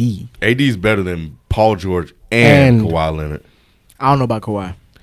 Because my thing is this. I've never seen can either one of them guard AD? No. We're not talking about clutch. We're talking about like. But that's what I consider when we're talking about who's better than. Like we gotta talk about certain situations, We're talking about game plan, man. We talking about just because he's a big man. No. But look, he can't stop that. No. But we've seen AD put up 25, 28, 12, and 6. We saw Kevin Love do that too in Minnesota. But it was different. I'm just saying we talking about shit. It was little effort. Little effort and nobody else. Yes. Nobody Kevin else. Love ain't had nobody else either. Kawhi can't do that. But okay, so I give you the offense. What was Kevin Love doing defensively? AD is a top 5 defender in the NBA. When you the only person on your team playing defense, come on. No, don't give me that. Don't give me that. Don't give me that. Because you're elite. You're an elite defender when you can average 2 blocks a game, bro. I'm just saying this. I'm not taking anything away from AD. Y'all asked me a better duo. I think that's a better duo. But why? Because I've seen clutch performances from both of them more than I've seen from AD as individuals. And as far as LeBron, you're saying PG is clutch? I've seen clutch give me 3 PG clutch performances. When what was it? Because I only got one. It was in the regular season. He used to be clutch until he got hurt. Yeah. Before he broke his leg, he was balling. I give you. But when he got hurt, well, I remember the PG that couldn't hit a shot. The one game to me, the one moment that PG has was that game where LeBron had a dapper moment. Yeah. That's his moment. He had some moments during that playoff run though. Yeah, but the top moment that everybody he's not clutch no more. I haven't seen him being clutch no more. Kawhi, I give you that. I can't argue. We saw what we did. Can't argue that. Yeah, that's what I'm saying. So like I'm going off of that. I'm going to put Toronto on his back. Yeah, exactly. I haven't seen AD do that much as far as pushing the Pelicans forward with the beat up Warriors team. By the way. You play who you play. We got to add context, though. But you play who you play. Got to add context. I just think that... Are you putting the asterisk next to it? He is. So that mean you putting the asterisk next to some of the Warriors championships, too? We've always added that little... Not asterisk, but we've always added that... Yeah. The fact that LeBron... But there's a lot of teams that won chips that... I mean, the Lakers... with Kobe, they won a chip against the banged up Celtics team when Kendrick Perkins got hurt. I know. This isn't new for me. I got you. Yeah, this isn't new for me. So my thing is this: I think Bron is better than both Kawhi and PG at this point of his stage of his career. Yes, he still is. I disagree. He still is. Like, I'll give you PG. I'm talking about Kawhi. Kawhi too, because look, and Shannon Sharp said it. Kawhi had a career year, right? Shot 49% from the field, got 25, 26 points a game, 4 rebounds, 4 assists. LeBron had an off year. 28 points, 8 rebounds, 8 assists, 51 from the field on an off year. Didn't LeBron? I don't want to hear it. Didn't LeBron play more games than Kawhi this past season? Nah. Even while he was hurt? Nah. I think he did. Well, even still, it doesn't matter. It does matter because we haven't seen a full season of Kawhi. Kawhi games too, bro. But what does that say about LeBron? More durability, and his off year is better than Kawhi's best year. We haven't seen a full year from Kawhi yet. But that's on Kawhi. That's what I'm saying. But that's on Kawhi. It's on Kawhi. Then who's better though? Years that Kawhi missed, he missed like 2 Yeah. I'm just saying, moving forward, you're still taking that duo. But over. today, today, moving forward, you're taking that duo. Today, I'm taking LeBron over Kawhi or PG. I'm taking LeBron damn near over the entire NBA. Yeah, it's weird that it sounds like you're dinging LeBron for getting hurt. But you're not dinging Kawhi for missing 2 seasons. No, I'm not saying. Management I'm not saying I'm dinging LeBron. I'm just saying like I haven't seen a full season of. I saw half a season of Kawhi and he won a championship. You're not going to see a full season of Kawhi. We don't know that. But here's the thing. At the end of the day, answer me this: was last season Kawhi's best season of his career? Yes or no? Yes. And it was still worse than LeBron's off year. So I don't want to hear it. But LeBron's off year didn't get to the playoffs and Kawhi won a chip. You're adding to it, and that doesn't matter. Yeah, we're talking player. We're not talking about wins and losses. We're talking player. And so we're talking players. This upcoming season, we're finally gonna see these duos in live action. I'm putting my faith in the Clippers and their duo than the Lakers. Look, and then here's the other thing, right? Like I think, but also they have a way better overall roster. We right? said individuals, or we were talking about the duos. Because you going to my point. So you're talking about so you guys, you're saying the stats. Well, the stats and the players individually. If we look at like in the NFL when we're looking at QBs, right? QBR is a very telling stat, right? Because it takes a lot of stats and it kind of gives you an overview of who you are. In the NBA, that stat is per, right? Your player efficiency rating. And you're talking about LeBron in the last 20, 30 years, he's number one. No. He's number 2 to MJ, and AD is top 5 all time in the NBA.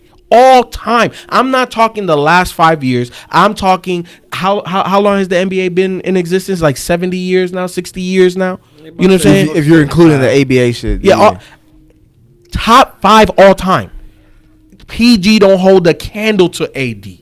Kawhi, I give you that compared to AD, but LeBron is better than both. But AD was on a bad team. Does that not take account for like his stats? No, because per, even if you look at Kevin Love's per when he was getting them 30-20s and 20-20s and stuff like that, because it also includes plus minus in that.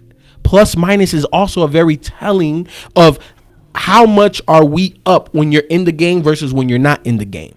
Kevin Love has never been a high per player. He's never been a high plus minus player. AD has been both.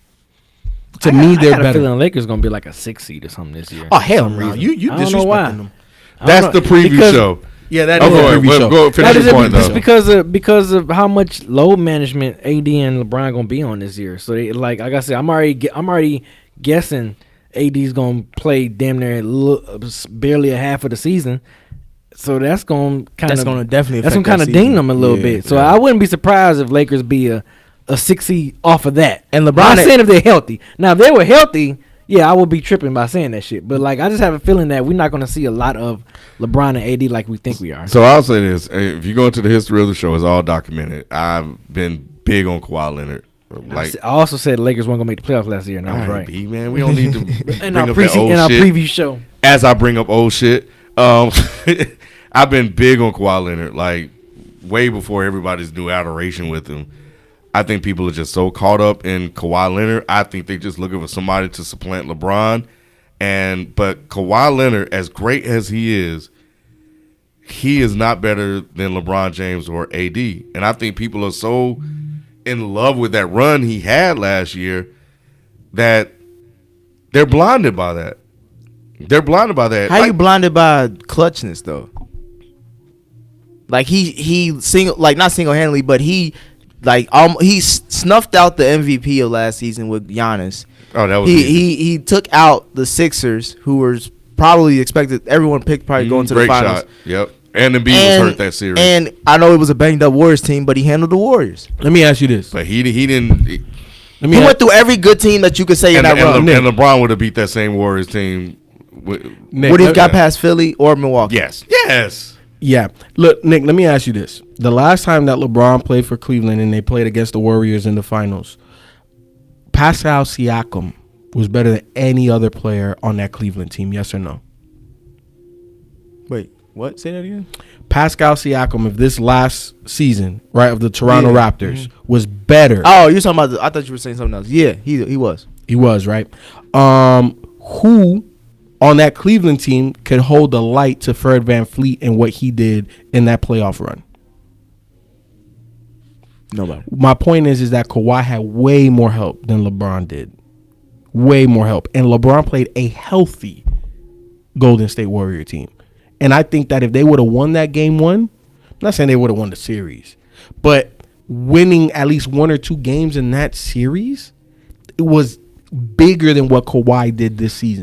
We all said that if Golden State was healthy, they was gonna win. We all know that. But I'm just talking about the team. I put it to you like this: Clay could have stayed out, and they would have had KD, and Golden State would have won. I wouldn't disagree with you on that. All right, well, we'll be so all preseason, because we're going into. I only got one question for y'all to the opening show to kind of lead us into the preseason show. What team are y'all watching closely this year? I gotta think about it. Yeah, there's quite a few. So we'll leave that for the show on Sunday. But preseason. Have you guys watched any preseason games? I watched the Lakers Warriors preseason. I mean, of course, I watched 2 of the Pistons games. I watched the Hawks and Pelicans when the Hawks and Pelicans played. And so what did you take away from the Hawks? That they're gonna be fun to watch. They're gonna definitely be a fun team to watch. I think they're still not gonna make the playoffs. They're just gonna be a fun team to watch. They're gonna be a fun team to watch. And I think Trae Young, he getting a little thicker now? Mm-hmm. Yeah. Off season, baby. Yeah. Trae, I was trying to tell y'all about him too. Trae Young, he gonna take a big jump. Trae Young gonna take a big jump. He's comfortable. I think he's gonna take a big jump, man. I'm interested to see how these rookies, these young guys, gonna. So I'm glad you brought up the rookies. Y'all heard it here first. I'm not saying I'm 100%. Yeah. But I'm pretty right when it comes to evaluating young NBA talent. Mm-hmm.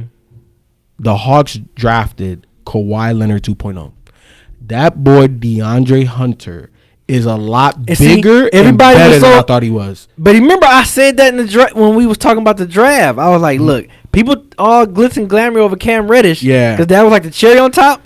But they went up and got that guy for a reason, man. He was the 4th pick? Yeah, man. They went up and got him for a reason. That dude, you look at his show, because he's not, big right now. But you look at his physique. Man. Oh, my God. He's going to add 15, 30 pounds of muscle when it's all said and done, when he gets into his prime, 23, 24. And if Cam Reddish, DeAndre, John Collins, and Trae, like, you keep that young nucleus together. Hooter out of there. I said that on draft night when they were able to get DeAndre and Cam Reddish.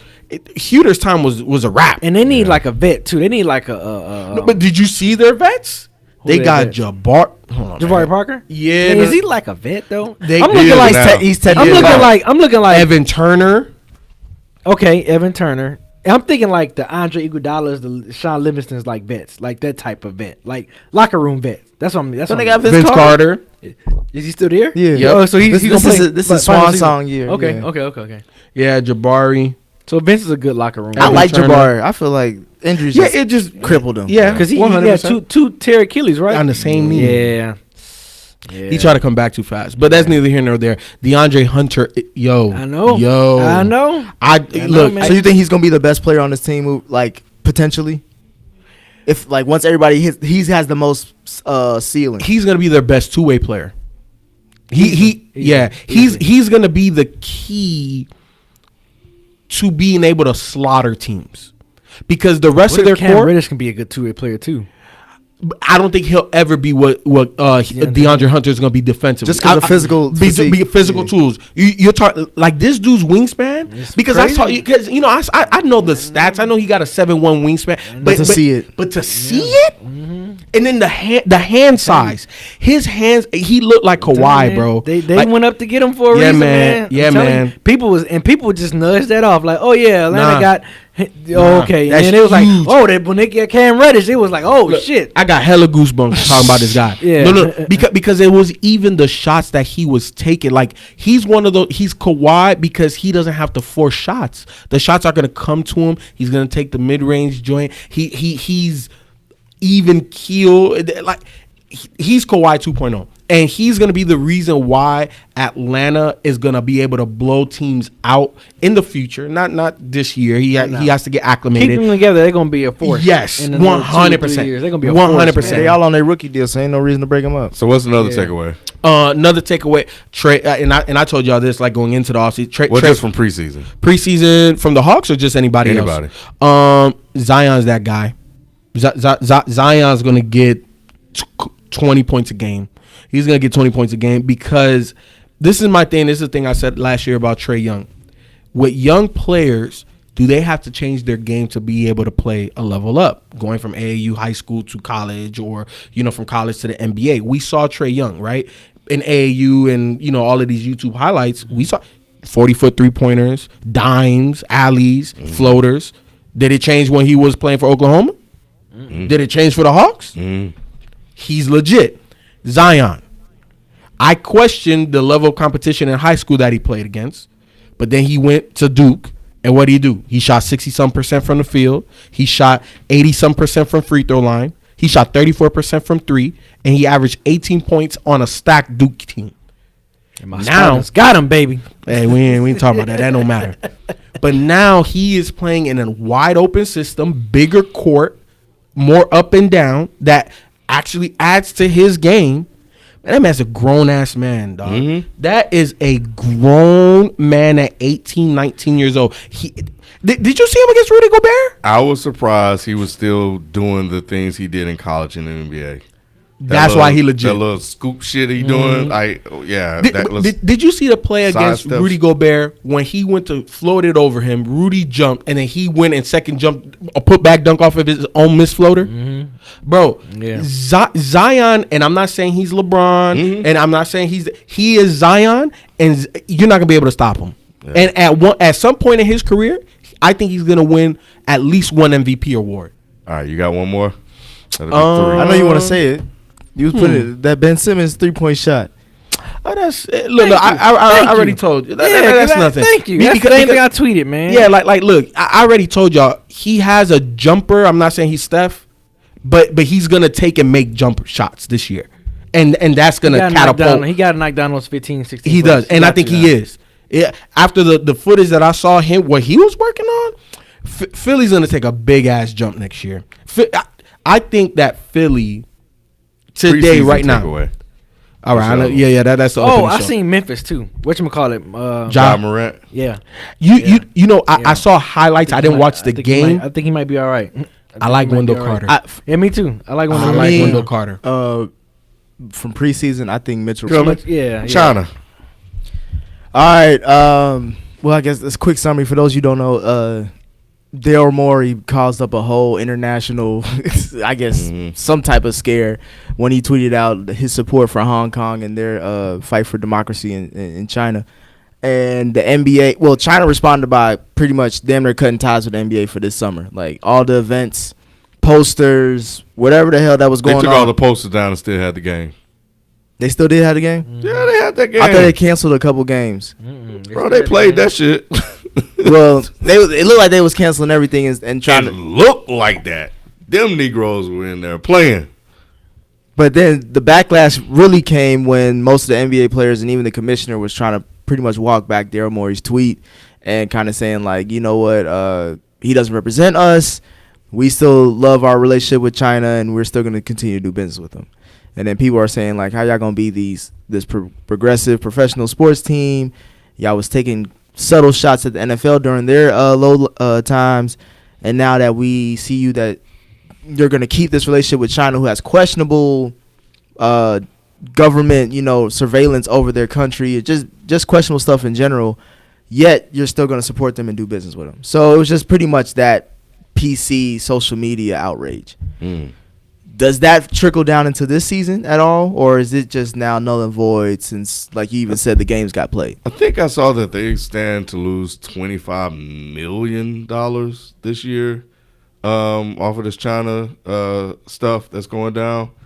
I think at some point they'll repair the relationship. They love basketball. China is an authoritarian country.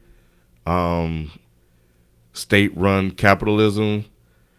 You don't have a lot of rights in terms of freedom of speech there. We saw what happened with Blizzard. Well, for those who don't know, listen to Dead and Gaming. We covered that. I don't think that. First of all, I think the players should just shut up and dribble. I told y'all that in the trap. I said it in the chat, and I'm saying it out loud. I ain't running. I ain't hiding. They cannot speak to this geopolitical stuff as of yet, and that's what LeBron said. He said, I like to talk about shit I know. And I don't know shit about this shit, so I'm going to just stay out of it. And then he proceeded to say that Daryl Morey should have did the same thing. And then he clarified it and said he should have waited a week.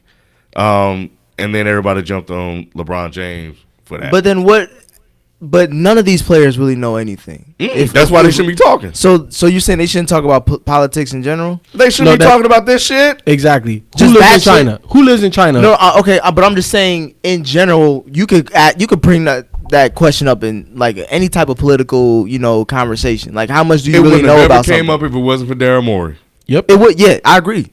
So, but since he did it, they should stay out of it. That's Daryl Morey's business. Exactly. Talk about Akron, Ohio. Talk about these streets. Talk about police brutality here. Talk about inequality here. We don't live in China. We don't know what day-to-day life is over there. Why them motherfuckers over there protesting?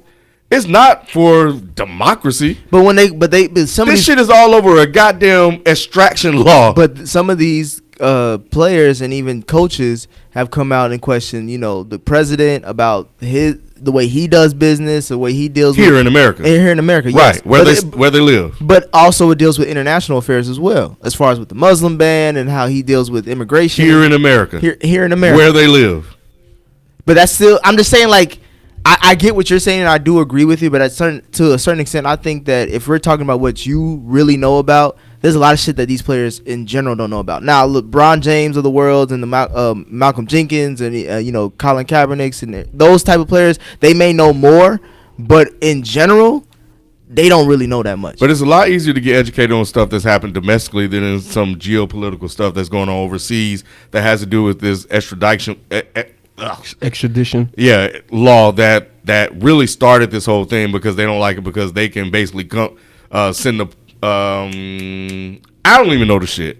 I've been following the shit since it happened, and it's confusing. It's a lot. Yeah, and I had one post on Instagram August 13th about China, and all it said was they ain't playing, and I had one comment that said neither is China, and that was it. I'm not getting into the details of it. I've been following it. I hear it all. I cannot explain it. All I know is it has nothing to do with me, and that's their business. And that's all I've been saying. And for the players need to just leave that shit alone. But the NBA is an international business. It's an international sport. When you do business with other companies, which they have been doing this whole time, you take under these same type of regimes. Yes, but my thing is what's going on in China isn't new. I agree with that, but I'm saying when it comes to where is that the line is only America. So anything else outside of America, that's above me, that's outside of me. I won't. They need to leave that shit alone, unless they are fully educated on it and are able to speak in a clear and articulate manner. Like a politician. Outside of that, leave that shit alone. And they don't care about that. And that's where they messed up into jumping in this. And then everybody else, what's that sister's name, that lady that got killed in Fort Worth, Texas? What's her name? I want to make sure I say her name right. Tatiana Jackson? Yeah, Tatiana Jackson. Yep. That shit happening right here. Yep. Still, that shit just happened. This is the shit that we're dealing with here in America. Shit to do with what's going on. Jefferson. But what's going on in China? But Americans in general always put their nose in shit that they don't need to be in. So that's what I'm saying. This goes with their brand. And you know what? You're right. It went to Daryl Morey's brand. But LeBron and all the other players that like their brand is, hey, I know y'all buying my shoes, and I know you guys like the game, and I'm gonna come over here and play. All the politics and stuff, I'm going to leave that to the people that know about that stuff and that can deal with that stuff and that can handle that stuff. This ain't my fight. This is not my fight. My fight is what happened in Fort Worth, Texas. Yep. That's what I need to deal with. That's my fight, too, as a father with 2 kids. China has to fight their own battles. They have to fight. If they want to fight for their freedom of speech, then that's something they got to fight for after they deal with all this other stuff. Exactly. And for everybody that's on Twitter that's in there trying to jump on LeBron James, he even said a goddamn thing about what's going on in China until this shit came up. So the fucking know this. It's because of money why they say don't talk about China. Is that not hypocritical? Like if Phil said if it affects the brand, then leave it alone. You know what? No, it's not. And I'll say the reason why I don't think it's hypocritical is because he didn't say his right to free speech. Messi and as a was like, hell no, I'm not going to fight in that war. Appreciate white people saying, yeah, I understand the black plight and Black Lives Matter and this, that. I'm not saying that they're wrong for doing that, right? But you really don't, you can be pro us, but you don't know what it feels like. Yeah, but this issue that we're talking about isn't, it's a government issue. It's definitely like a human issue, right? when you're talking about government and you're talking about that many people. So people want to say it's a human rights thing and they're trying to pull that in, but that also tells me that they don't know what the fuck they're talking about because they don't know what the protests are about. Yeah. Because it's not about that, and it's as simple. It's a quick Google, right? They just know what they've heard or what they know of China based on history books. Enes Kanter from Turkey, right? Mm-hmm. He's had some issues last year. He just wrote a post about that shit. He's speaking out about shit that he know that affects him personally. Yeah. So kind of going back to what you're saying, what was going on domestically here in America affected the basketball players personally because they may have black. Well, most of them are black, so they may have got family members. They may have their own kids that could get killed just going out doing their own thing. They're not over there. Personally, it affected them over there in China because of what's going on. But when they get back, because that's a safety thing. But prior to Darren Morvey, it didn't affect them. So, and then the other thing is, I'm looking at this and I said, well, let me do a little Google search. So I did China and black issues. And this is what I found. China and India have a huge problem with racism towards black people. China has an irrational fear of a black invasion bringing drugs, crime, and interracial marriage. China has no problem with racism, and that's a problem. That's on the first page of Google. So they want all these people over here to sit here and black people to sit over here and come to China's defense when them motherfuckers don't even really fucking care about the black players like that. I'm not saying all of them. I gotta say this. Right. It's not all of them, obviously. Right. This is just some of the issues some of the things that they have with, towards black people. Just like white people. Just like white people. So my point in bringing that up is that we have a fight. Black people have a fight that we have to deal with here in America ourselves. Before we start running out trying to free and save the world, you're absolutely right. America always have a problem with sticking their nose in other people's business when it benefits them monetarily. And we can see that with Haiti. Oh, them motherfuckers ain't running over there trying to help them. Right. Oh, did they run their ass over there? Shit, we can think about all kind of genocides that's happened that they don't take their ass over because there's no benefit to them. Oh, but when it's some oil, they're going to run their ass over there and try to free us about democracy. You know what I'm saying? So, just like we were saying in the chat, just like we're saying, I hope whatever they have to deal with over there in their country, I hope they get it resolved. Whatever they want to fight for, I hope it's worth it and they achieve their mission. But I don't live over there. And my kids are black, 11 and 4. And I know there are a lot of problems here that affect me way more than what happens over there in China. It's not my business, and I'm staying out of it. And like I said in the chat, the athletes need to shut up and dribble. Leave that shit alone, man. It's not worth it, bro. Yep. It's not worth it. But that was the black commentary moment from Kid. I think most of the time, man. I was trying to stay out of this shit. Y'all keep bringing me in this because I just find it interesting. It's just like you just see how certain things is like, oh, when you break it down to the simplest thing, it's like, okay, yeah, shut up and dribble, or stay out of things that you don't know nothing about. So it's really basic. But when you're talking about something as far as all the stuff that they're going through, it's like it's not that simple. It's complex. There's context to it. But then that's when you're like, all right, this is above me. It's so funny, man, because people are like, man, we need LeBron to say something. We need LeBron to say something. It goes back to that Ja Rule, Dave Chappelle skit or comment. Like, why the fuck do I need to hear from LeBron James when I need to hear from someone who actually is there and knows what he's talking about? He or she's talking about. Plenty of podcasts that can educate everybody on this thing. Yeah.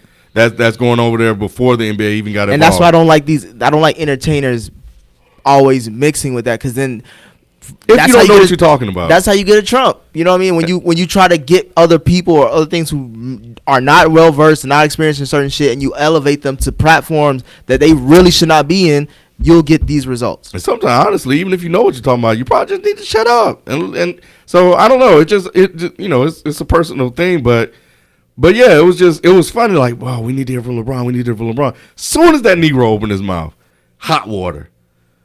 And all you just need to be like, yo, the people that's handling it are handling it, and I don't know anything about it, but I think Stephen A. said this. I believe in democracy and freedom of speech and that here or whatever. Some cute little saying he had. My thing is, man, that shit ain't got shit to do with me.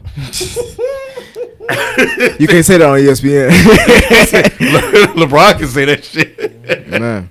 It's that simple, man. Yeah, all right. That's it. All right, so that's going to do it for us this week. Sunday, live. We're going to try to do it live. We're going to do it live? Hey, man, you know. Hey, give it to the people, bro. You know me. Yeah, NBA preview, and it'll drop Monday on the feed, and that's gonna do it for us this week. We'll catch y'all next time. We out. Peace. Peace. It's gonna be hot takes galore for that preview. Boy. You already know I started off for one. Hey, that